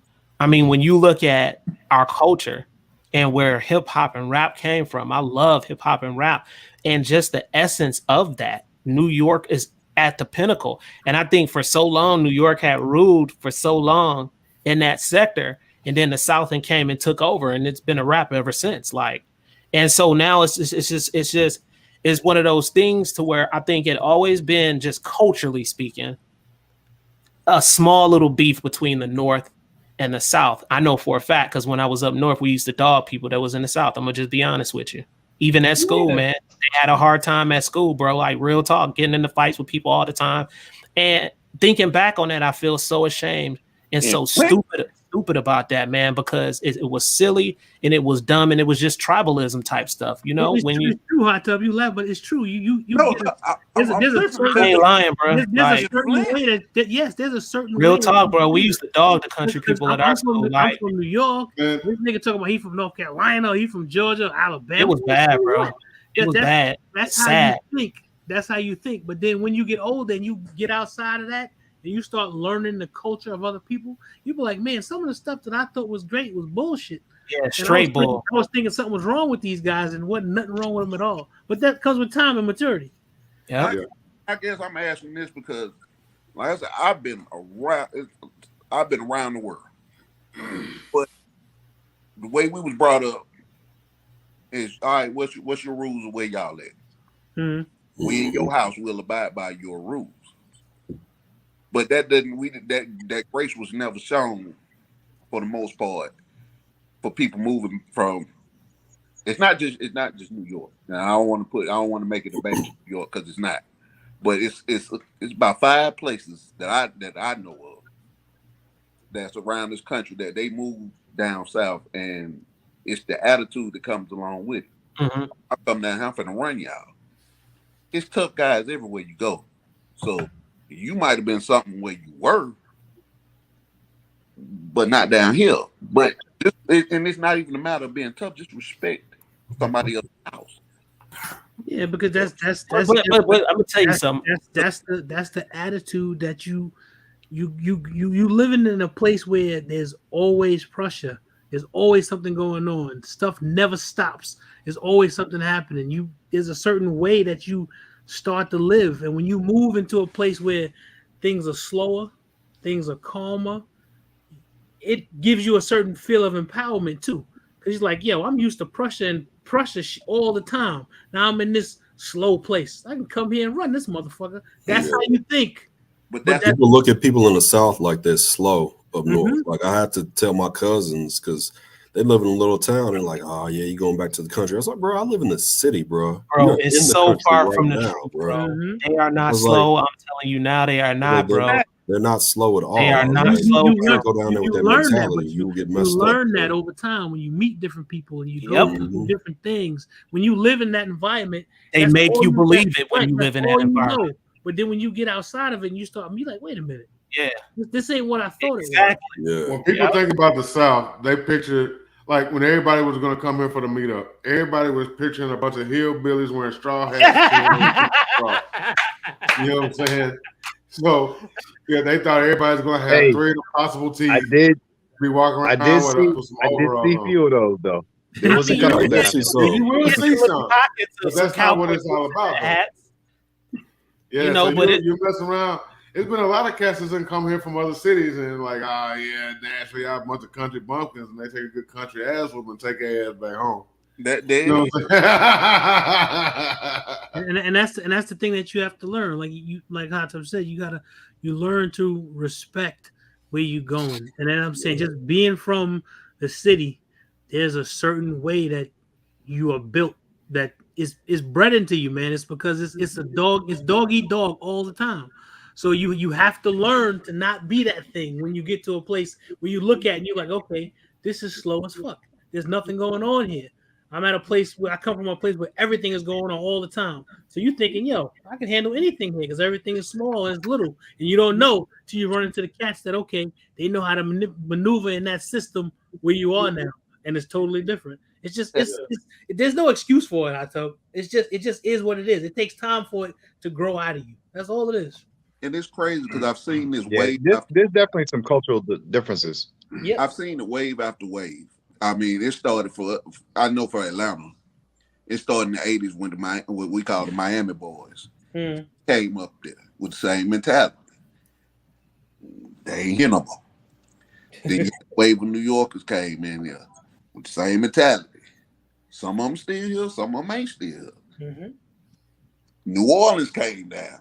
And New Orleans, which that surprised everybody because the city was so open. I mean, everywhere they went to, most cities were open to them. Mm-hmm. You know what I'm saying? Everybody, even down to the street element, opened up doors for, hey, you could do business over here. Don't go here, don't go here, don't go here. Follow the rules and we won't have no problem. And it's like they overstepped the bounds. It's like groups, mass groups of people. Now, like I say, I don't want to relegate it to one specific area.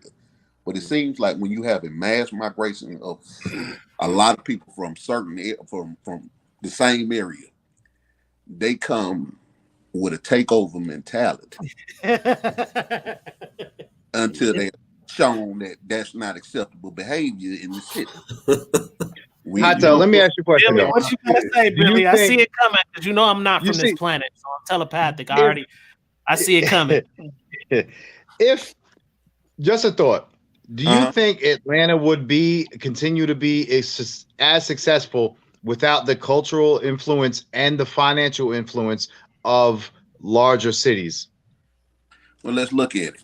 Everything that made Atlanta what it is. Now, I'm on an individual basis. There are individuals that came in here and did make an impact in the city. That is true. But what made them want to come to the city is what made the city great.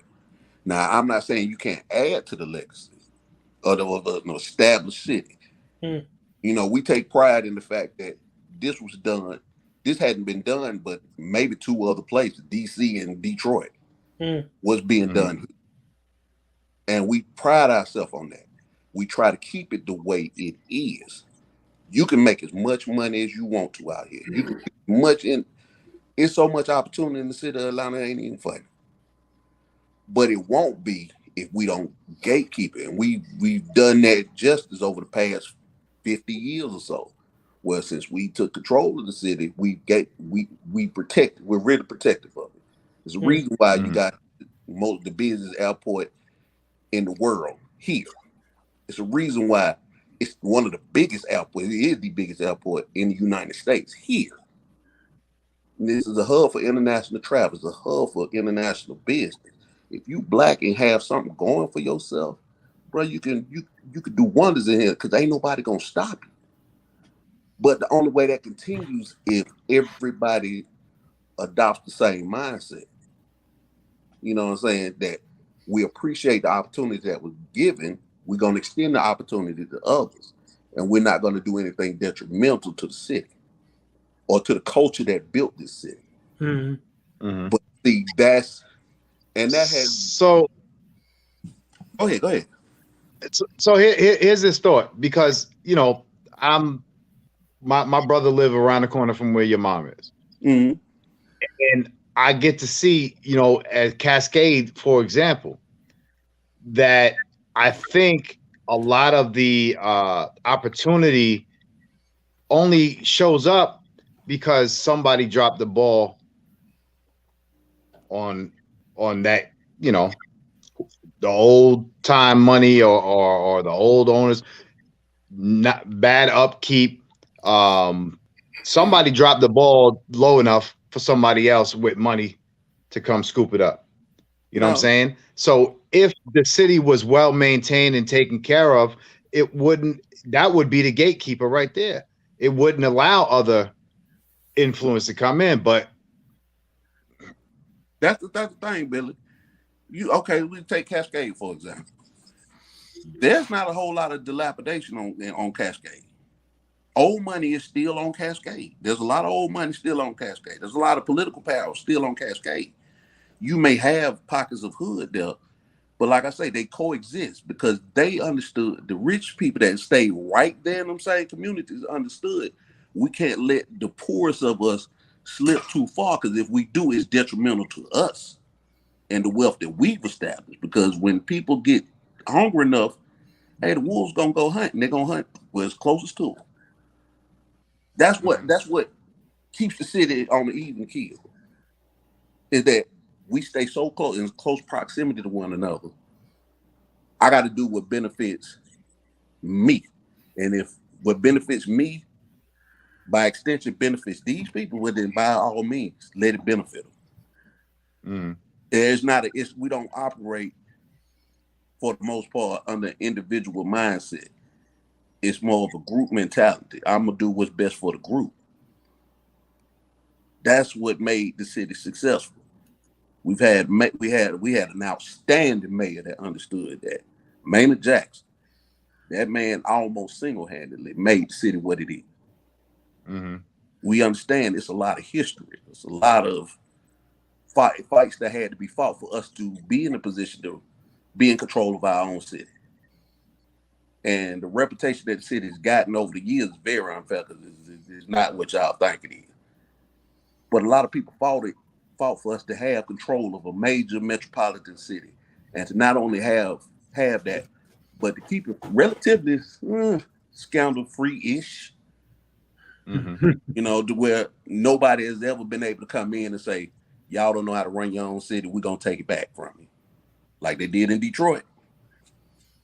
Like they doing in D.C. Well, they did do it in Detroit. The Asians came in and bought properties and bought all the properties out. So is it the fact that it's the Southern culture is going to be decimated that you're worried about? Or is it the fact that African American aspect of it? Like, I'm just trying to understand. Both, because you can't have one without the other. You know, there are aspects of something that are detrimental that need to be moved out the way. I'll 100% acquiesce to that point. I'll agree with that. But the African American portion of the African American culture and the Southern culture is hand in hand. You know, I'm not saying nobody can come in here and do anything unless you're from Atlanta. That's not what I'm saying. You know, it's a lot of people doing. It's a lot of Africans down here doing good. It's a lot of people that's doing very well. But they understood, hey, let me work with these people here. Because a lot of the pitfalls and stuff you might run into, you might just have conversation with. So you always want a conversation away from success out here. That's a saying out here. Because you have a conversation with somebody that can change your life and you'll never even know. But you'll lose that if we become a city that's all everybody for self. You see what I'm saying? Does it make sense what I'm saying? If it don't make sense what I'm saying, let me know I'm full of shit. Speaking on that, and speaking on what Ivan just said, y'all motherfuckers better learn how to speak Mandarin, because Asians are buying shit right the fuck underneath our nose, making opportunities. All the cattle farms down here, all Asian. Ni hao ma. Yep. Shit, yeah. Thank you. Yeah, I know Mandarin. I know a little bit of Mandarin. They've been that's been doing that though. That's because I used to do mortgage investigations, and I remember a time before I stopped doing that where that was most of the investigations we did. These people were having all of these giant sums of cash that would be coming from overseas, and when you get these documents, they're all Chinese documents from Chinese banks, and they were buying up so much stuff. It was ridiculous because the hoops you used to have to try to jump through to try to prove stuff was crazy. This has been going on now, and that was what 5 years ago, and it probably was going on before then. And it's still, I'm pretty sure it still goes on now because they get different breaks and stuff that for some reason our government gives. There's things that they can do that we can't do. And there's a certain amount of money that they're not supposed to be able to move, but then there's all types of little loopholes and stuff that they come in, they buy them stuff like you talking about, Billy. They buy it in cash. They ain't got no mortgage. They come over here, they can buy that stuff in cash. And they got all that money over in China. But the thing of it is, our government takes better care of people coming over here from other countries than they do the people that's already here. Man, that's a fact, bro. And I can name. I'm not gonna name, but for foreign. That's a fact. Yeah, they do. Do y'all realize that the government sets up certain groups of people to dominate certain industries? Like 2A and LA is in here. If he's still in here, he can verify what I'm about to say. So in California, the body shop game used to be In the 60s, it was black. Ran shop. 70s and 80s, it turned Hispanics that mostly had it. Now, since about the mid 90s, them Persians, they run the body shop. Real estate. The Russians run the real estate out there in LA. You can't make no moves in LA damn near without the Russians say so. Yeah. You know, a lot of medical a lot of Indian influence is in the medical industry and ITT industry. It's almost like, what do you call them? Factions. I'm sorry. Everything dominates. Everything is allowed to come here and dominate in this country. Everything they allow them to, which I think is weird because eventually they just kick you out. But they let them come here and dominate everything. It's the truth. And people you prejudice you. Fuck that. I'm American. God damn it. You're coming into my country. You're coming to my country, and as a Black American, I take that shit seriously because this is my country because we built this motherfucker. Yes, I do take some sort of offense to some shit. You just come here trying to roughshod over shit. I do, and I don't give a fuck what nobody got to say about it. I'm supposed to. I'm American, damn it.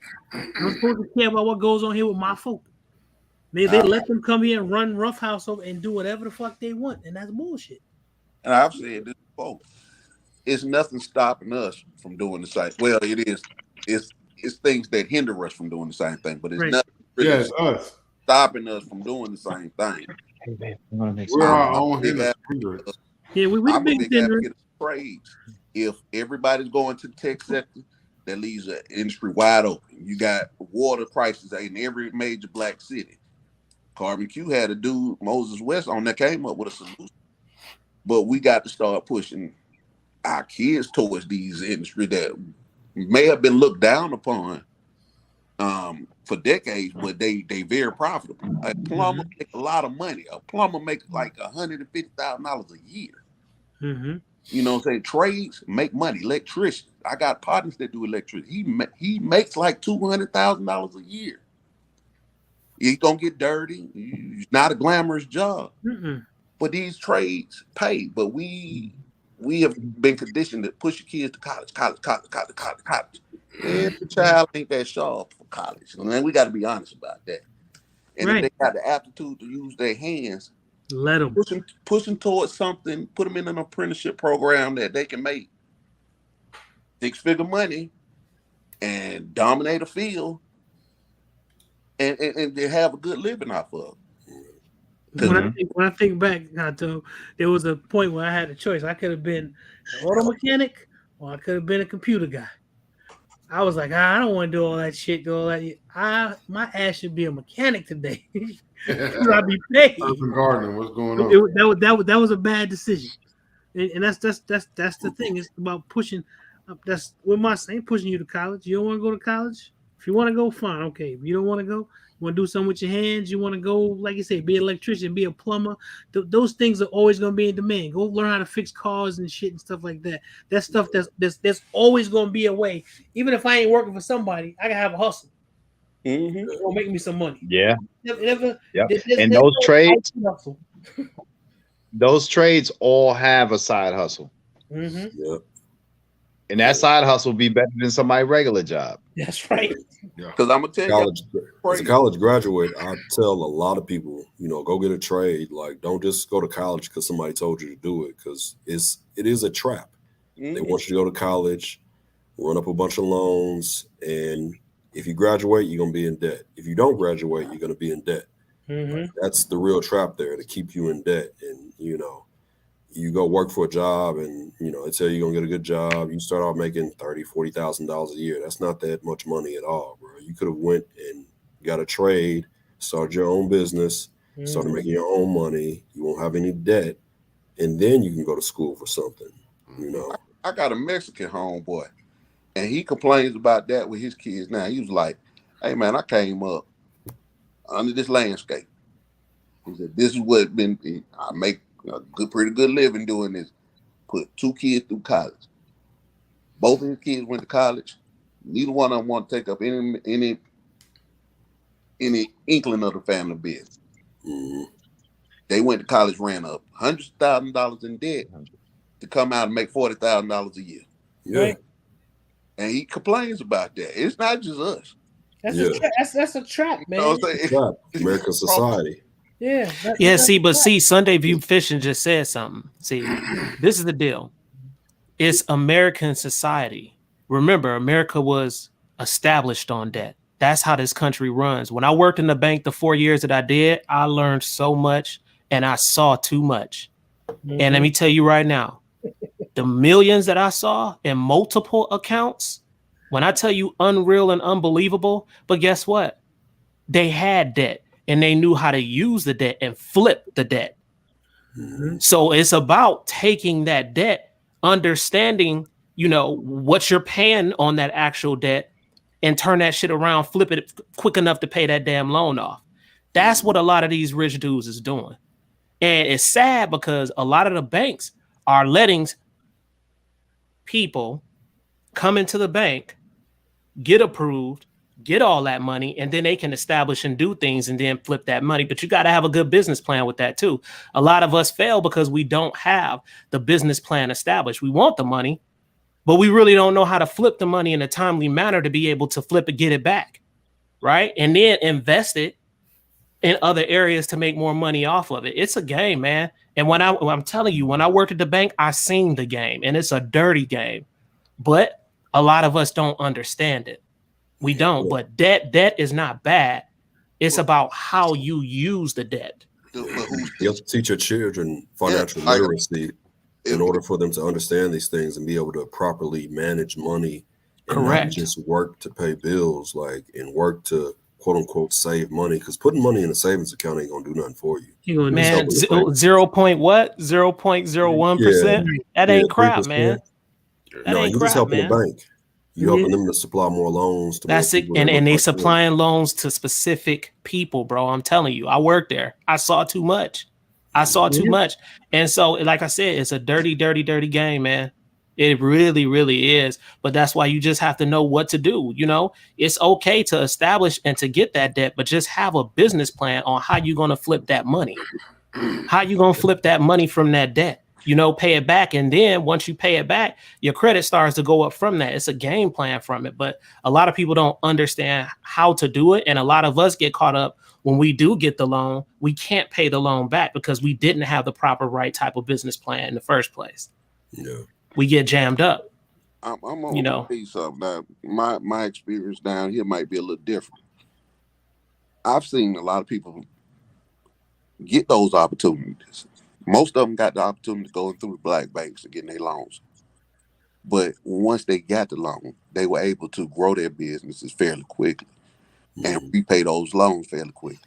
Because most of the businesses I see start up down here, especially a lot of the successful ones, they only needed a very small amount of startup to money. Get started. $10,000 and $50,000. That's not a lot of startup money. Yeah. But, and people who borrow less money tend to pay it back faster. Yep. So down here, what I see is willing to extend those type of loans for us. That's considered a micro loan, bro. That's not a big loan. No, it's not. We don't even, a lot of times, we don't even qualify for that. Now, the credit unions and the black banks, they'll extend that credit to you. And I see it happen a lot. But if you don't have that in your city, bro, of course you ain't going to be able to do nothing. Right. Access to capital, one of the biggest things that hinder us, man. Big time, man. I've seen that time and time again. And then I don't know if you guys know about this. It's certain type of loans that you can get to where they'll match not match, but they'll actually give you more than what the liquid asset you present to them. So say, for instance, if you have $50,000 in the bank, and your credit is good and stuff like that, they'll be willing to give you $200,000 because they see that 50 against it. It's certain ways you can finagle and move that money around and things like that in the bank. So it's just, I want to say so much more, but I can't. Why you can't? Because we need this education. Why you can't? It's a reason why. It's a reason why, but it's a lot that goes on in there, man. And are you still in that industry? No, I'm not in that industry, but it's a possibility. It's a possibility I might be moving back into it, possibly. Yeah, but that's the kind of game that we need. We need brothers like you to know the ins and outs. To tell us. Let's go and share it. Let me share something interesting with y'all real quick, and then I'm gonna put Alex to sleep. When you take a loan out on a house, they call it a mortgage. If you break down the root word to that, it's a Latin-based word. It's mort. So if you go to a mortuary, that's where people go to after they die, and you visit a mortician. Mortgage means debt until death. That's the actual meaning of mortgage. The meaning, the definition of that word. The best you can do to get rid of that as quickly as possible if you're a homeowner or whatever, or if you can borrow to, like Ivan said, create a plan to where you can get rid of that debt the quickest as possible, especially on a mortgage, because mortgages are designed to keep you until your death time. And most of the time, especially in Black families, it will roll over to your children, depending on where you're at. So, say for instance, let me give you a hypothetical. So here in Brentwood, Tennessee, Big Dre 357 knows that area, very influential area, a lot of money. If you have a mortgage in that area, you can get, like someone was saying, I think it was Hot Tub or somebody saying, you had a crappy house, the equity is going to be out the roof, bro. The money that you make is unreal. My two homes that I have here, and the equity, I'm not even in a high-end area. I'm not in a crappy area, but my equity is out the roof too. So it depends on where you have your home. Now, if you have your home in some of these dilapidated areas, or say, for instance, my home area, Flint, Michigan, the equity is bad. In some cases, some people underwater in their mortgages, then that would stand true what you're saying. Yeah. So it's geographical. It all depends on where that home is located. That's why we have to make those good decisions. But sometimes that's hard to do, man. Because like someone was saying earlier in the conversation, if you don't have the money to buy in certain places, you just can't.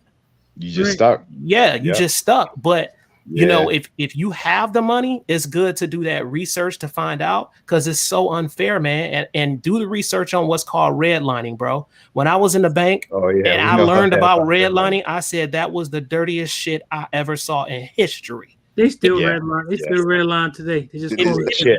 I grew up in a neighborhood that was. It pisses me off, bro. It pisses me off. I grew up in a neighborhood that was redlined by a highway, a parkway, Southern State Parkway. West Babylon Wine Edge. Yep. It is the dirtiest thing. So you can literally have a home that's halfway beat up, right? And it's 1,400 square feet. Put that home, say for instance, in a hood, right? That home probably be worth $20,000, $30,000. You throw that same damn house in Brentwood, Dre. Tell them what happened. That same damn house in Brentwood, that house would be $1 million. I'm not joking, y'all. It is messed up.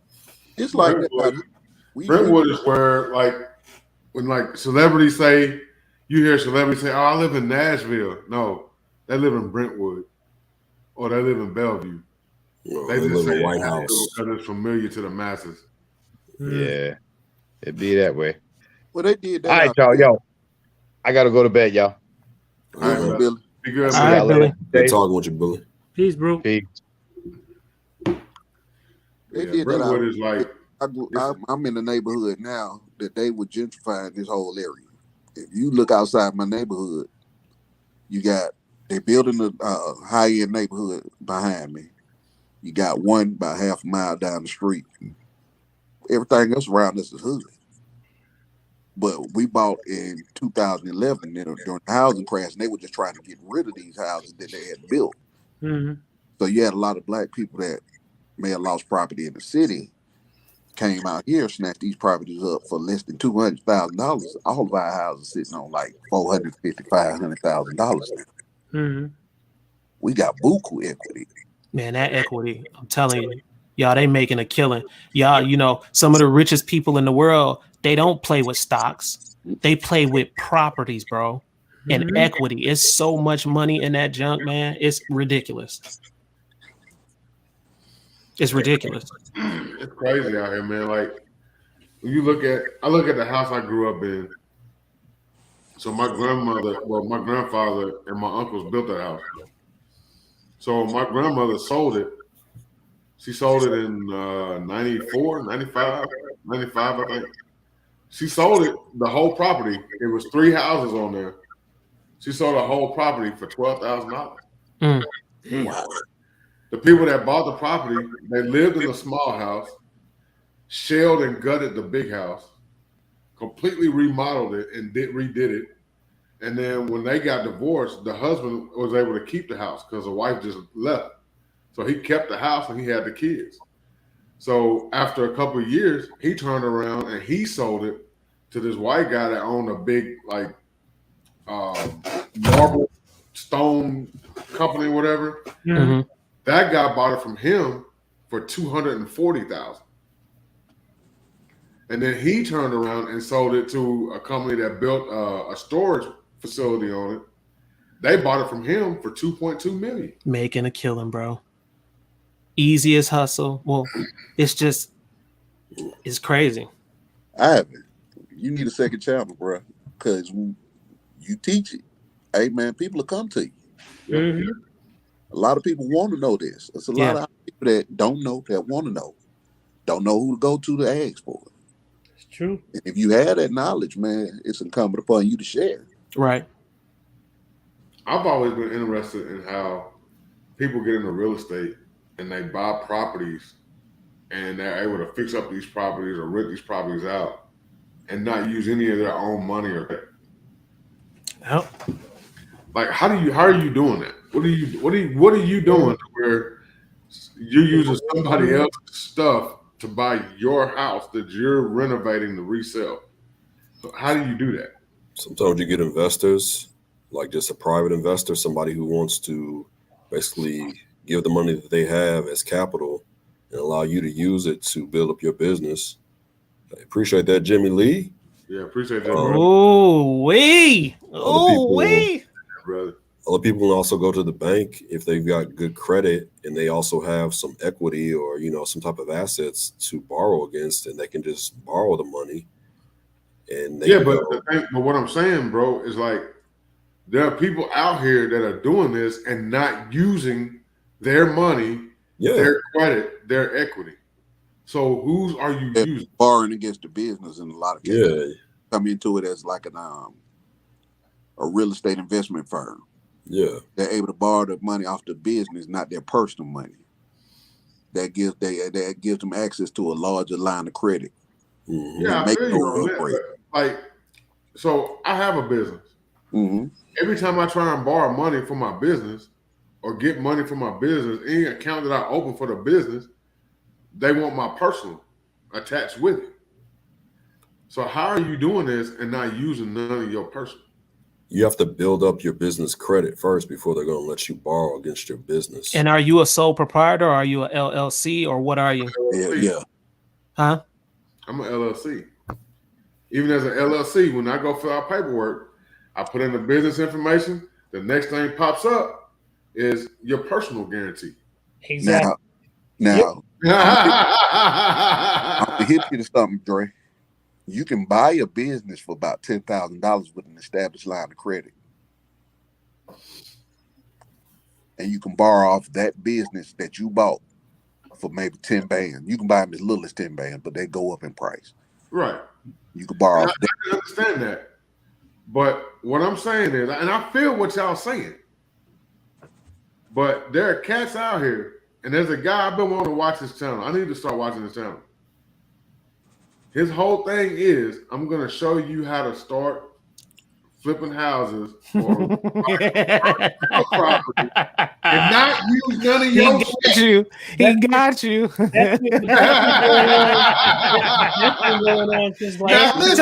I tell him he got Dre.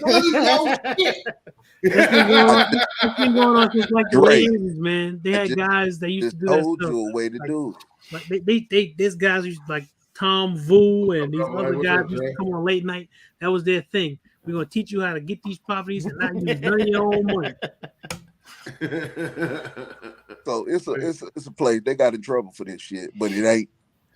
They didn't make it illegal, but it's semi-legal. Thank you, Miss Brenda. Have a good night.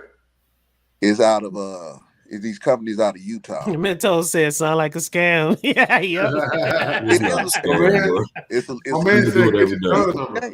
I've been there, done that, so I got that. I got that.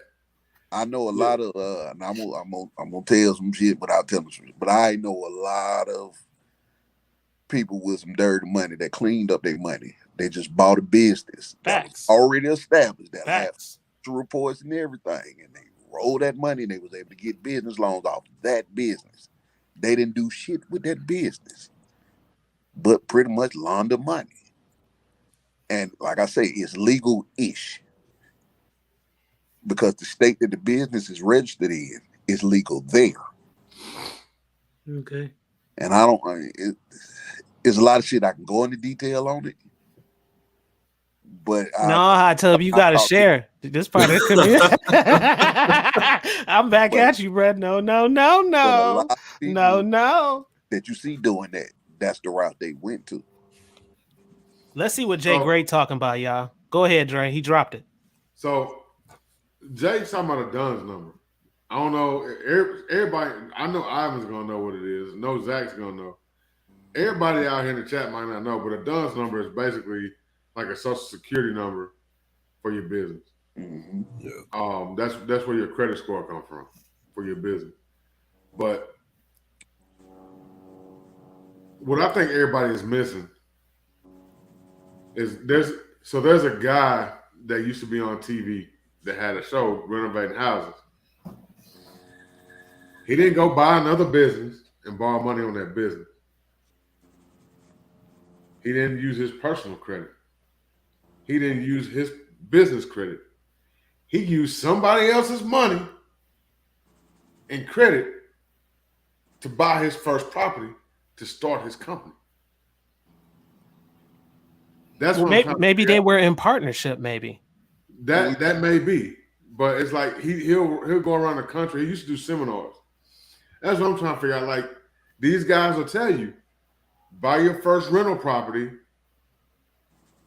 with bad credit, no credit. Don't use none of your credit.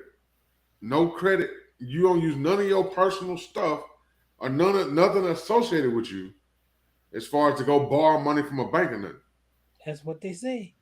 Yeah. But when you find out, let us know. Yeah, that's what I'm saying. That's what I'm trying to get y'all to understand. Like, so I've heard people talk about wholesaling properties. So there was a brother I saw that talked about wholesaling properties. So what he was doing, he would go right around neighborhoods, find properties for sale. Then he would go tell the person that owned the house, well, I want to put a contract on this house. He put a contract on the house, and then he turned around and sell that contract to somebody who actually wanted to buy the house. Mm-hmm. Mm-hmm. You know what I'm saying? That's how he got started. And he said that was called wholesaling property. So it's some kind of hustle these cats got out here, and I'm going to figure it out. Talk to Armel. Yeah, talk to Armel. I bet you can tell you. Double A just dropped some, Dre. Yeah.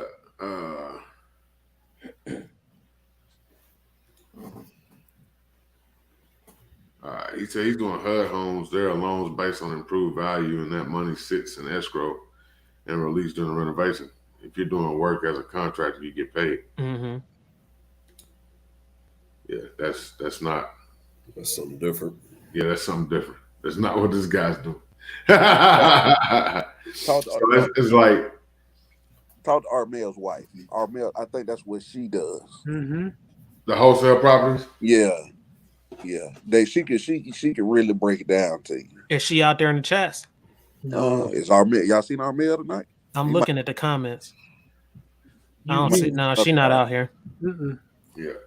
Well, yeah. If you get a I day, got two people in here. Double A said he used to own a wholesale lending bank. So yeah, I need to talk to you, brother. Hit me up on IG, brother. Big Dre 357. G.R.A.V.I.T.E.E. Yep. You can hit me up too. But yeah, I don't know, man. These folks out here is getting all this money. What's up, Truth and Integrity? These people out here getting all this money, and with this real estate, man, I just want to tap in and get some of that money. You know what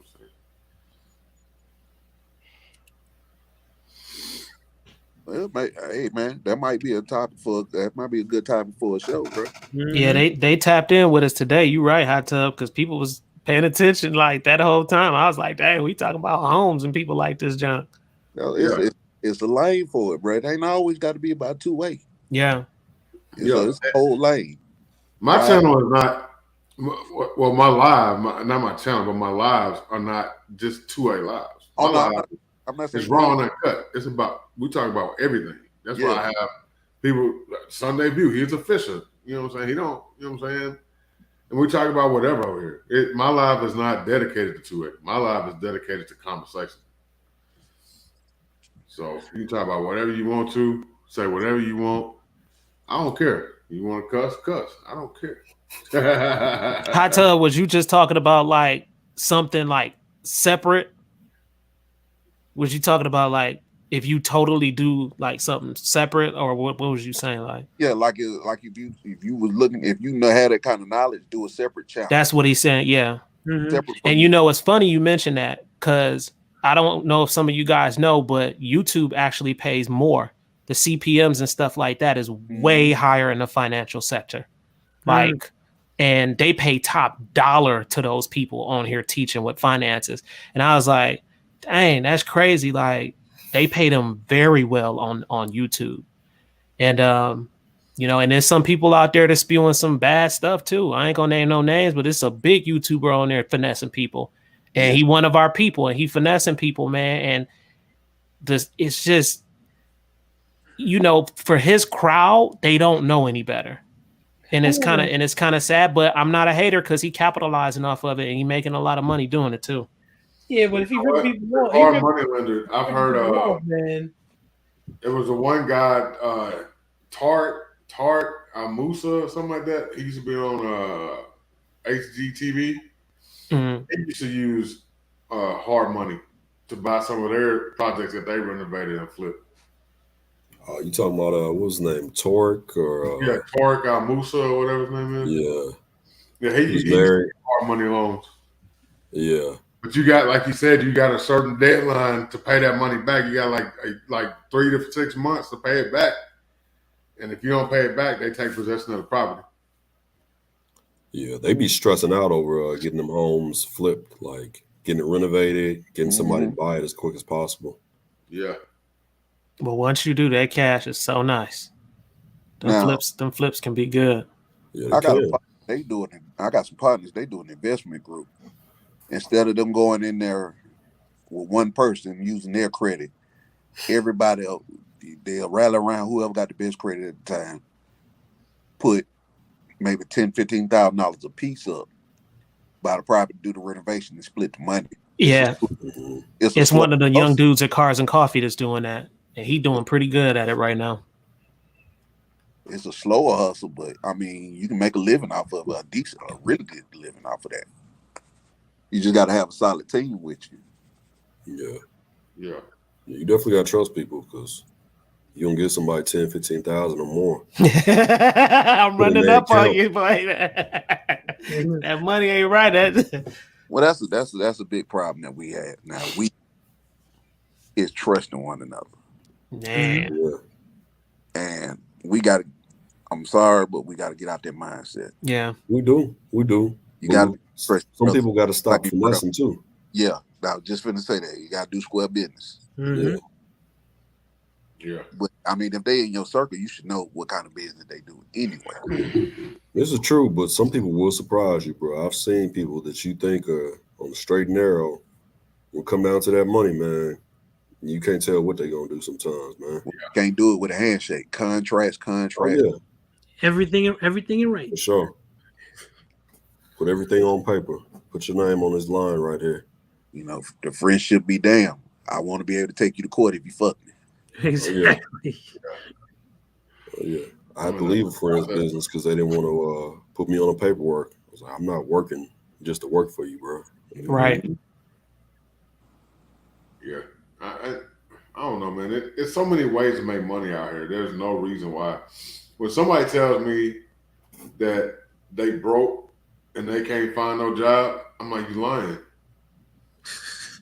You lying. If you tell me you can't find a job, you're lying. You're lying. There's too much shit out here for you to be doing. You could Uber, DoorDash.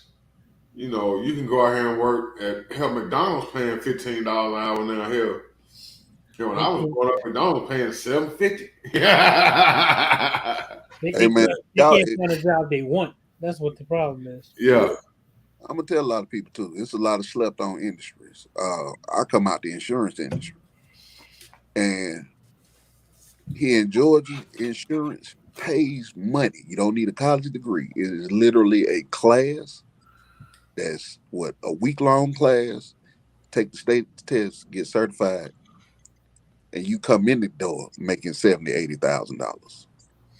And depending on what side of the insurance you go on, like if you go into adjusting, depending on how you do it, hey man, you can make high six figures and only work 6 months out the year. Yeah. So it's like that it's out here there. too. Huh? I think it's like that here too. Yeah, I think Tennessee is like that. Insurance, they don't make money everywhere. Like Ohio, y'all are just getting fucked. A lot of them down here, they was like, shit, I was making $40,000 doing this in Ohio. I come down here and I'm making like 120. But California, Texas, Georgia, Tennessee, Florida. No, Florida just don't make no money. Too much shit going on with the industry down there. But it's anywhere you have like a lot of natural disasters and shit like that, you can make a lot of money as an adjuster. I can see that.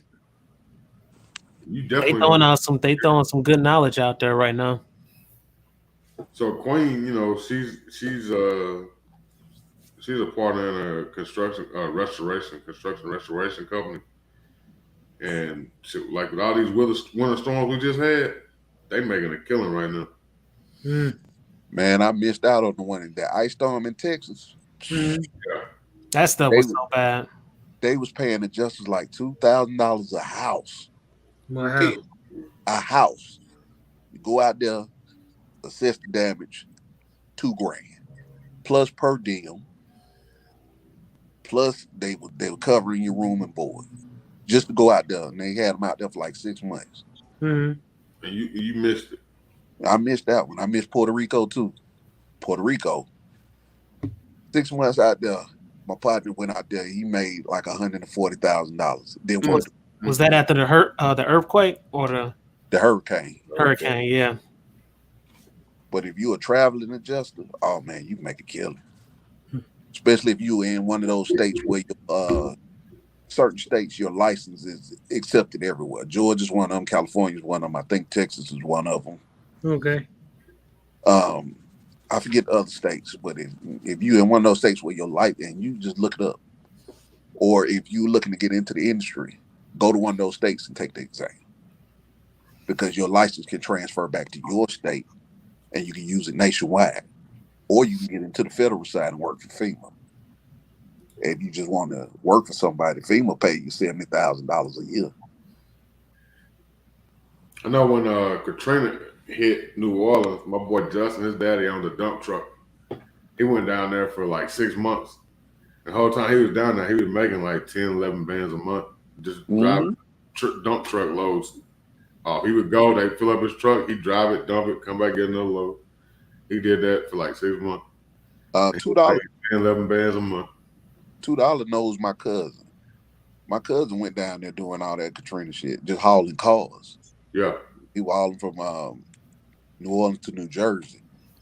Made a fucking killing. He did the same thing when New York flooded. Hauled cars up out of New York, brand new cars. Wherever they went stored the salvage cars. They were paying top dollar for them loads. He said he made like the high 6 figures for just a little bit of time. I think they did like 7 or 8 months doing that. Hey, So Zach, it looked like you on 2%, bro. Yeah, I'm ready. Go to bed, man. That boy, hey Dre, that boy look like he about to shut all the way down. all day. Yeah, I'm going to bed. Hey, Yeah, I'm back, man. I'm gonna holler at y'all, bro. Yeah, All good right, bro. talking to y'all, Good to meet fellas. you, Tony. All right, be good, brother. Always real. All right. Thank you, man. Holler at you. All right, Peace, y'all. bro. Good conversation, man. This was great. It was a great convo. Peace, Yeah, y'all. definitely, man. I appreciate everybody for coming through tonight, man. We definitely had a good time. Great convo, man. Sunday And view that fish, bro. That must be beautiful, bro. Yeah, oh that's my so warm. God. I'm over here trying to get rid of all these yellow dollar signs I'm seeing popping up in these lives. Oh no, we don't want those. Yeah. No, we like them green ones. Birthday. But yeah, man, I definitely appreciate y'all coming through, man. It was definitely informative tonight. It was a good one. That jump went Appreciate down. you. I didn't think it was good. That turned really good. It was great conversation, man. Just regular conversation, good conversation. You know, like I say, one of my mantras is like, you know, two brains are better than one, man.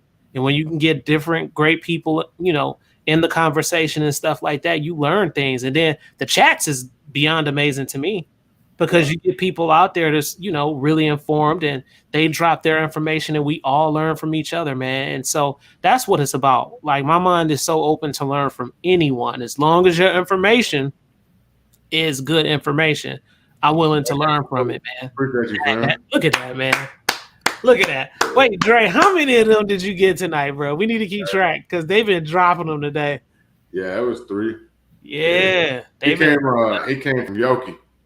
Yeah. Appreciate What's up, bangers and bullets? Yeah, we appreciate you coming through, bro. Real talk. Like that that right there, man, is the most awesome feeling. And I don't even care if it's 50 cents to $1. Like just knowing that a person is really, you know, into what you're talking about and they're learning and they want to support. And that's huge, man. Absolutely. That's huge. See, that's why, you know, being in the Masons, man, you get to meet people from all different walks of life. Mm-hmm. And so, like, you get to connect with a lot of different people. And so, like, me and Delati, we worked at Verizon. You know what I'm saying? He just subscribed, too. Yeah. You know what I'm saying? Appreciate you, man. Definitely appreciate you. But you know what tripped me out, Dre? What's that? Is to bounce off what you're saying. What got me was when I looked at my analytics. And you know, I'm always the guy about bridging the gap of humanity. I truly believe that, period. I don't care who you are, what color you are. You know, we can all learn together. But what tripped me out was when I looked at my analytics, man, and I saw who was watching my channel, bro. Yeah. And it was countries that I never thought in the world was watching my Junk Sunday View. Man, you know, it blew me out the water, bro. You know who my number one supporting country is? Who? The USA is 5th. Right. No, third. Who is number 1? Number 1 is Brazil. Really? Yep. They number 5 on my list. They number 1 for me. I love Brazil. And number 2 is Russia.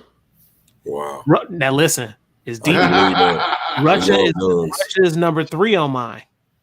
Russia be watching hard, bro. They love, for whatever reason, they love the gun channels. Like they really do. Yeah, they do. Man, all praise to the Most High to you too, brother. Rodney, you been reading my arm, man. Each one teach one. Hot Tub still out there. I thought he was gone. He's out there. Yeah, man. So, Jay, that bill that Yoki had, if you're interested in one, hit me up. They $12.99, brother. G.R.A.V.I.T.E.E. Yeah, G.R.A.V.I.T.E.E. Mm-hmm. Yeah, G.R.A.V.I.T.E.E. Yeah, they $12.99, brother. Just hit me up. We'll get you straight. The website is www.owr LBRY.com. But if you hit me up on IG, we'll rap. They love our people, period. We are the salt of the earth. Yeah. You said www.what? Or OWR Armory, ARMORY.com. So you see that Brazilian flag right there? Yeah. On my door? Yeah. That came from one of my supporters, Sydney. Yeah, I rock with Brazil super hard. Yeah, On my Facebook, bro, half of my subscribers are Brazilian. I love their culture, man. Yeah, Sydney, he's cool people, man. But yeah, he sent that to me, and ever since he sent it to me, I put it up on my wall, and I make sure I keep it up. You know what I'm saying? It reminds me, that my people do really truly support. You know what I'm saying? So that's a blessing. Yeah, man. So it's dope, and so like cats from Brazil, when they see my videos, it messes with them because they're like, man, what's up with that Brazilian flag back there? And they be showing mad love, man. And they love it. And you gotta, when it comes to our culture, and a lot of people don't know this, but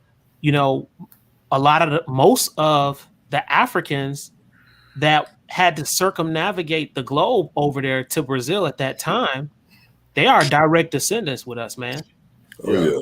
And it was more black people transported there than it was the Americas. That's what's crazy. Yeah. And so they have a new president over there. They got rid of old Bolsonaro, which I heard he wasn't no good. And they got rid of him, and they got the new one in there. And it just makes more sense because he's bringing all the cultures together. The Portuguese side, the Caucasian side, the indigenous side, because they have a deep indigenous group there, and the Africans. And so they're a beautiful blend of a lot of different cultures over there, man. Brazil is a beautiful place. They got some bad parts of it too, but overall, just culture wise and stuff like that, is pretty amazing. And they rock with Americans hard. And they gun laws, oh man, they two-way over there. That new president, he came in, he was like, man, here, y'all can have whatever you want. Mm-hmm. So like my man Sydney was telling me not too long ago, it was a couple months ago, there was an incident that happened outside of his house. And when it happened, the guys, it was some young guys, they had a Glock 17 with a switch on it. Mm-hmm. And they got scared or whatever and just dropped the gun and left it. Mm-hmm. He had found it. So he gets to keep it. I'm like, damn. That's what's up. He's like, yeah, I could keep it. And he was saying that over there, like, so if you're like a competition shooter or something like that, you can have full autos. You don't have to go to no NFA type shit. The only thing though, with Brazil, man, what I noticed, a lot of my Brazilian friends when they shooting and stuff, man, some of the stuff they be having on their guns be like, not good, bro. And I'm like, dang, but I understand it. I get it. They may not have access to some of the stuff that we have access to here, but it's kind of funny a little bit. Like the gun stuff over there is way more expensive than here. So like it gotta be. D2C here is like $200. Over there, he said it's like 15. It's this one, oh my God, this fine Brazilian chick, and she's some kind of police officer, but this girl's so fine. She on Instagram, and she be out there shooting and stuff like that. And I'll be looking at some of the attachments and stuff she has. I'm like, dang. And they training, it's not American standard. If I'm trying to say it in a nice way, yeah, but I rock with Brazil super hard. I love Brazil. Brazil, if y'all out there, oi, I don't know much Portuguese. I don't know. Oi, I forgot the basics. Yeah, this dude commented on one of my videos with all this. I thought it was Spanish. All these little pink hearts and shit. It was for a short with Yoki in it. Oh, they rock with you, bro. Brazilians. I was like, man, what the hell this dude say? I can't read this shit. She was like, oh, that's Portuguese. Bro, they rock so hard with us. Like, if all three of us went to Brazil, like, seriously, you become superstar. They rock hard with Americans, bro. Hard. Well, I'm not trying to. I've always been nervous about going to other countries. If I'm with a bunch of us I don't think I'll have an issue with it. Yeah. And if we in certain parts of Brazil, I don't think I'll have an issue with it. Now I'm just a curious guy though. I like to explore. So I don't want to just go to Rio de Janeiro, even though I still want to experience that. The Portuguese side, you know, where they're more fair skinned. I still want to experience that, but it's other areas you can check out too, like Salvador. You know, what's another one over there? Sunday View. You got Salvador. You got Bahia. Bahia. It's a bunch of other, like places, and then they're more culturally on the African side where you can learn things like that, and then it's even the indigenous parts of Brazil too, man. Where literally they not just African, they are like indigenous type people. It's crazy, bro. They got They go to South the Amazonians, like and stuff like that. It's this girl I watch on YouTube, and her family lives in the Amazon. And she's Amazonian, bro, and she be like her lifestyle and what Sunday View does and stuff. They be out there fishing for piranha, preparing the fish. I be watching. It's so interesting, bro. Yeah. There's a lot of beautiful places there. Like it is. And, you know. It is. But then they got those favelas, and you know it go down in the favelas. Yeah. That stuff bad, man. Yeah. It's one of those countries where you have that, again, like you're starting to have all over the world. You have just this enormous wealth, and then you have abject poverty. Oh, absolutely. Right next to it. Due to history, yeah. Mm-hmm. The Portuguese did a bad number on those people, man. Oh, yeah. Real bad number on them. Oh, yeah, they did. Man, it's some evil people out here, man. But, man, look here. We've been at this thing for 2 hours and 40 minutes. 40 minutes and 58 seconds. It's a blessing. Yeah, man. Like I said, I appreciate everybody hanging out with us, man. Everybody hung out with us tonight. Yeah, we rocked it out, man. Shout out to all y'all that dropped the super chats. Appreciate y'all. Much love for that. Man, we definitely got to do this more often. I'm working on Don't tell them. Don't do it, Dre. Stop. Stop. They cannot know. Stop.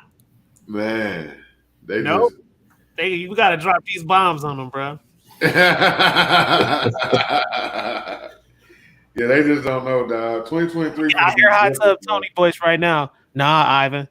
You got to share that. You got to tell us. I hear hot tub right now. 2023 gonna be different, y'all. It's gonna be different. It's gonna be different. They just don't know. Sunday, you more than welcome to join this party. All right, for sure. I'm here for Bring you back over to the dark side. In the clip, get you off that little ass boat for a little while. You don't get me off the boat, man. I gotta come in the shore to get supplies. I come in and visit y'all. Sunday, do you ever do? Oh my God, did he drop another one, bro? Yeah, I appreciate you, bangers. Hey, that boy ain't playing. Golly. Yes, sir. Bangers and bullets is not playing. Yeah. Man, some dope people out here, man. People really rock with you, man. They super dope. Listen, that right there is huge, man. They just don't know. They just don't know. And that's why, that's what motivates me to keep doing what I do on YouTube. You know what I'm saying? Hey, be good, Square.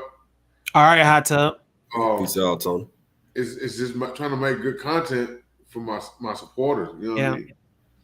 That's why I always say I care about the business side of it, but I don't.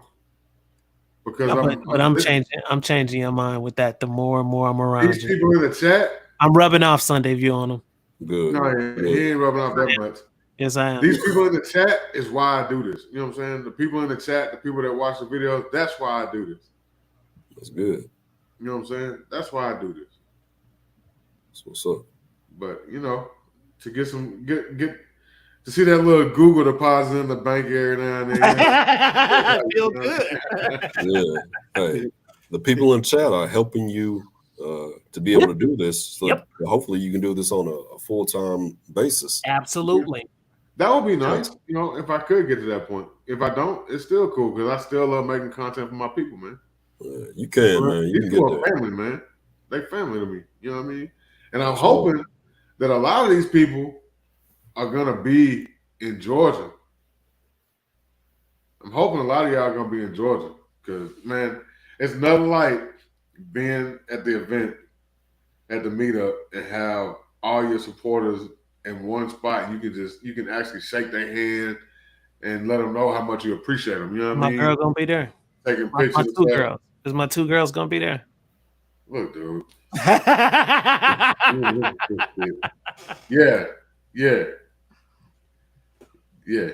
Your people will be there.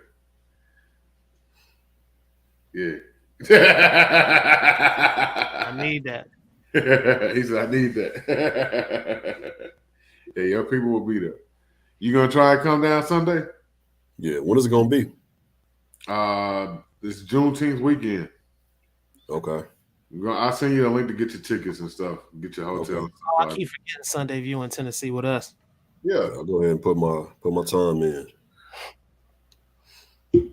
Yep.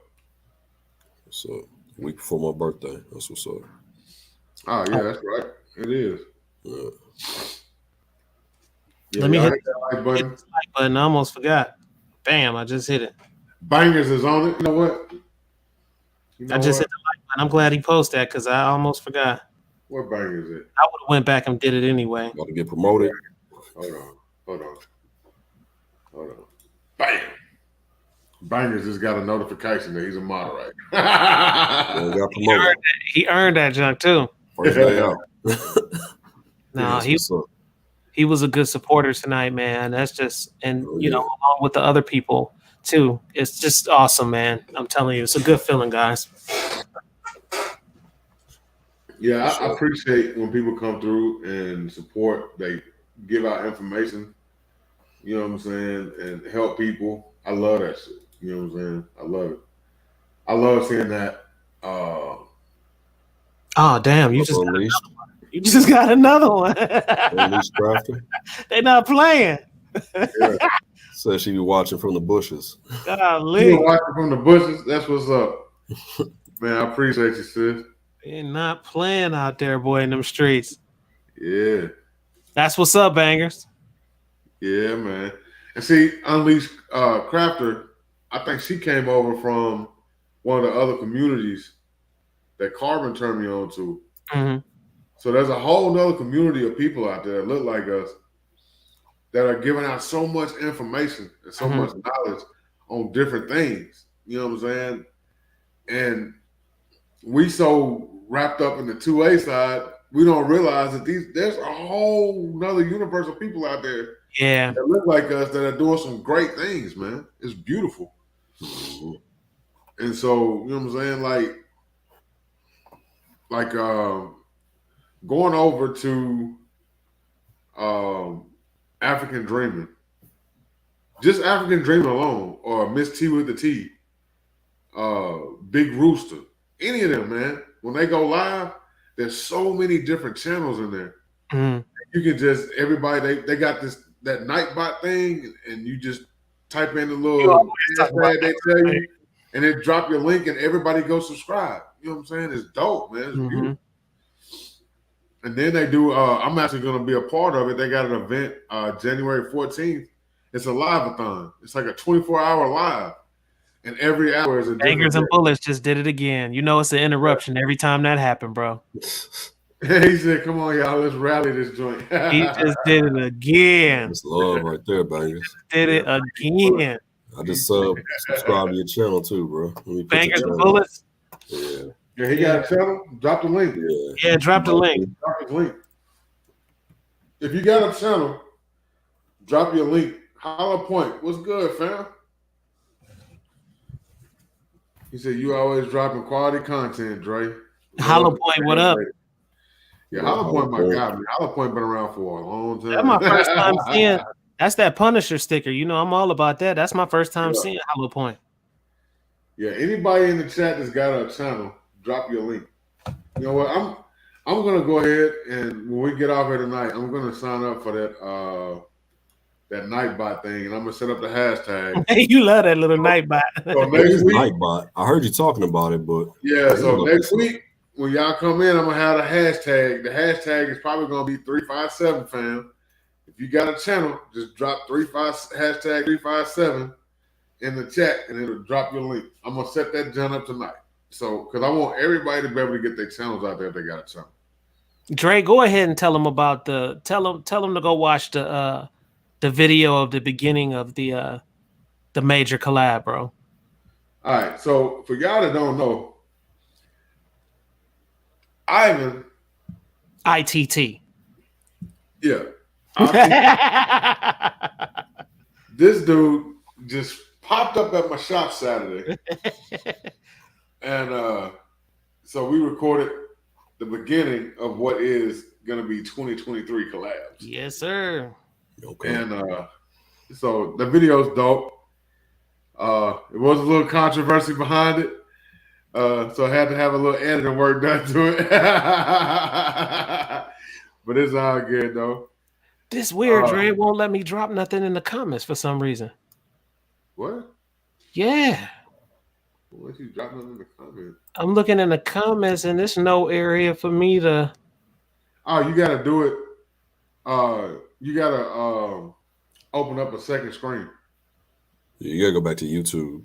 Yeah, you got to go back to YouTube. For some reason, it won't let the panel comment from the panel. It makes dang. I'm the only one that it'll allow to comment from the panel. All right. Let me open up a second page then. So Sunday just dropped Bangers channel, Bangers and Bullets. I'm going over there right now and click that subscribe link right now.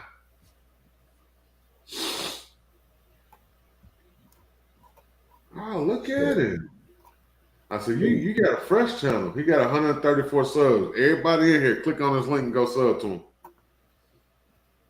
I like that. He got that Taurus pimped out. Yeah, I see you. I see you. Yeah, I'm over here now. Man, that's 7. Yeah, I see him over here. Yep. Yeah, so I went ahead and subscribe to you right now, brother. It's going to get there, brother. You just getting started. We finna help you get up there. You know what I'm saying? Every live you go in, when you come to my live, when you go to RGG's live, Regular Gun Guy, man, shoot. Shout out to your channel. Don't be bashful. What we say down here, Dunlady? Don't be bashful. I'm from Nashville.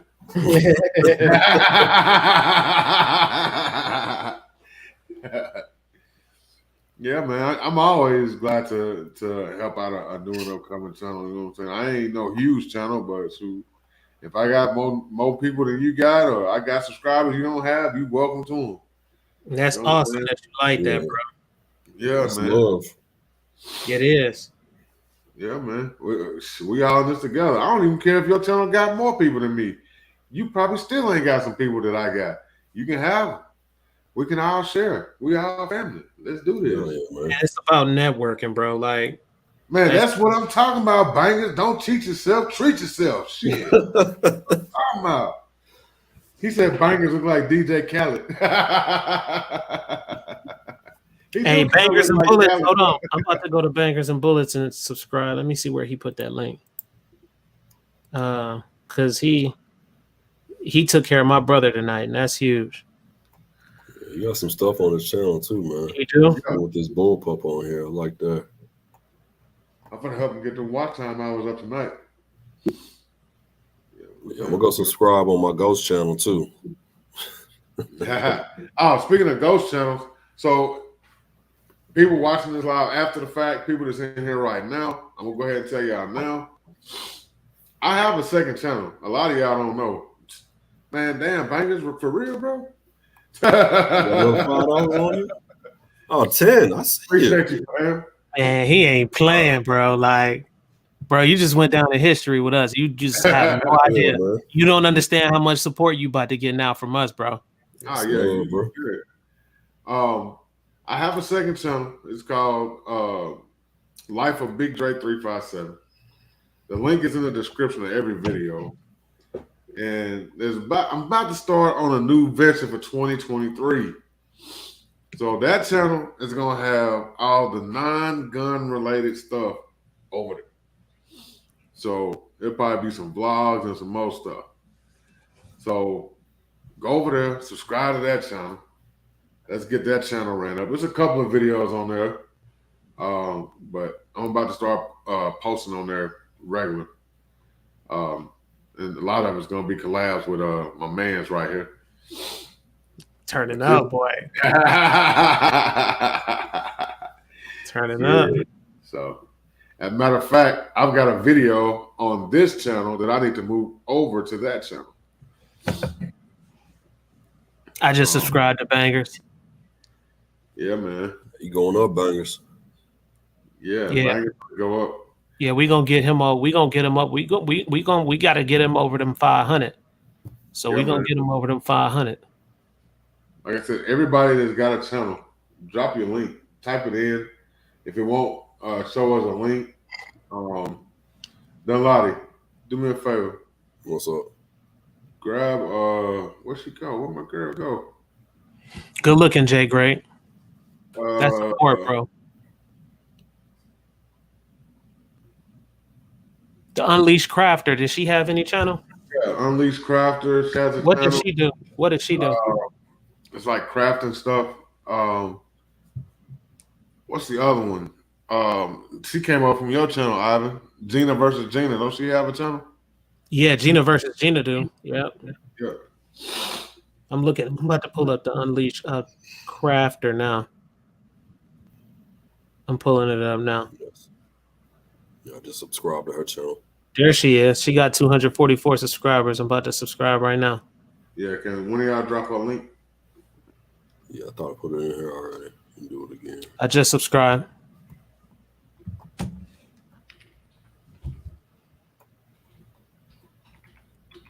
to find her again. Here we go. Yeah, I'm already subscribed to Gina versus Gina. She had 2K, so she up there. Yeah, Gina versus Gina is real cool. Yeah. She was in my live, man, turning up. She was cool. Yeah, like I said, man, everybody who's got a channel, we want to get y'all out there. We want to get y'all numbers up. Y'all come out, support all the other channels, man. Come to everybody's lives and show love, man. We're trying to get this community built up. And we're going over here to Unleashed right now. I thought I'd already subbed her, but I don't know. I'm going to find out. Good night, Unleashed Crafter. I didn't know you was still there. Good night. I subscribed too. Hey, good night, sis. Unleashed Crafter. I said creator. My bad. Good night to you, though. Yeah, she had 245, so we're going to get her numbers up. Yeah, it's a lot of people out here, man. Like, even her channel, she does like the crafts and stuff. You know what I'm saying? Then you got that's different. I like that. Urban Garden. That's another one that has a channel. So you know what I'm saying? It's all of us. It's a lot of people out here doing a lot of different stuff, man. So we just got to support each other and help everybody grow. Mm-hmm. But y'all fellas, man, Bangers, he a legend. This dude's out here. Yeah, I felt like a stripper for a minute. He making it rain out here.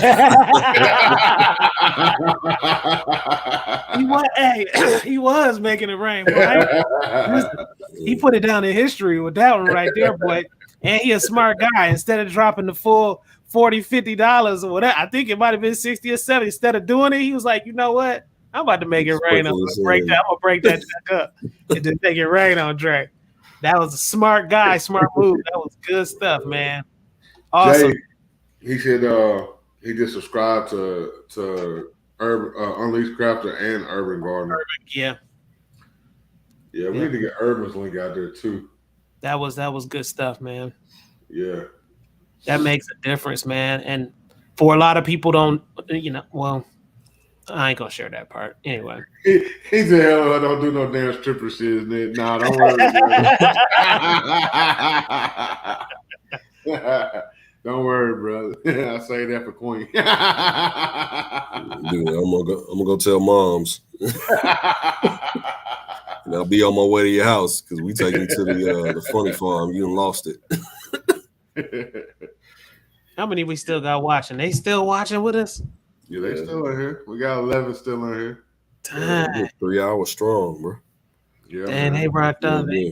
Man, Sunday, you just had no clue, brother. We did a live one night on here. It was almost 6 hours. Nah, see, I can't. I'm tapping out. I can't. I'll be like Zach on this boy, like Zach boy, he be out. I be seeing him sometime on the show. He just be like, shit, Lonzo. Yeah. Did Lonzo will do that shit too? You gotta watch him too, cause Lonzo be sitting back like this. Why he don't ever come in the lives, man? He got a good channel, man. He a funny dude. Huh? He was here a couple of weeks ago. He was? Yeah. Yeah, he was in here a couple weeks ago. Yeah, he be cracking me up. He was here earlier tonight. Really? Yeah, he was here earlier tonight. He was in the chat earlier tonight. That's my guy, man. No, I'm talking about coming in on the lives. No, he was on the live like 2 weeks ago. Okay. Yeah, you was working. Okay. Yeah. You stuff, stuff's different now. Yeah. So well, we don't know yet. We don't know yet. It's looking like, so we'll see. We'll see. Hey, have a good one, Jay. Appreciate you, fam. Peace out, Jay. But y'all, man, I'm finna jump off here. I gotta go let this little puppy out. All right, man. Great session. Yes, sir. Man, look here. Make sure y'all subscribe. All right, y'all drop y'all info. Who you talking to? Drop your info. I already did. No, I'm talking about verbally say it. What's your Instagram and all that? Go ahead, Sunday View. Yeah, I'm Sunday View Fishing on YouTube, Sunday View on Instagram, and Sunday View on Facebook. But yeah, appreciate you going and subscribing to all my content, watching the videos, hitting those like buttons, comments, all of it is greatly appreciated, man. All right. And of course, I'm not from this planet on YouTube. That's exactly how it sounds, guys. All separate words. 3 sevens is the logo on YouTube. You can find me on Instagram. I started Instagram way late, but I'm starting to turn numbers over, so it's looking pretty good. So Instagram, I'm on there. I'm not from this planet _ITT on Instagram, and I even went over to Rumble. And it took me some time to really decide to do that, but I decided to go over to Rumble because YouTube pissed me off with one of my videos they took down. So I went over there. I dropped the video that they took down over on Rumble. And I only have one video, guys, but still subscribe for me because I'm going to be bringing in a lot of the other videos that's on YouTube over to Rumble. And it's probably going to have some exclusive content over on Rumble also. So I'm just happy that I'm here on the show, and anytime I have the opportunity to come in on the show, I just enjoy being with you guys, conversing with you, being around Dre. It's just fun because we got similar personality like hell. Sunday View Fishing, he brings in that what I call the Snoop Dogg aspect of it. I love him because he's so laid back, and you need people like that on your team, man. And the fishing thing, I'm gonna just let y'all know now, it's just super lit. When it comes to fishing, if you haven't went, it's fun. And so I told Sunday View I'm gonna have to get out there with him. We try to get Raheem out there because he's super big fisherman too. And then we probably have a video for y'all on that. So I think that's gonna be another classic too. So I just appreciate being on the show, guys. And thanks for supporting Dre. Oh yeah, man. Thanks for supporting all of us, man. Everybody out here, man. We all out here trying to put out good content for y'all, man. We appreciate every single one of y'all for real. And man, I hope everybody have a good night. Be blessed. And as I like to say, stay dangerous, dog. We out. I'm on this UFO. I'll holler.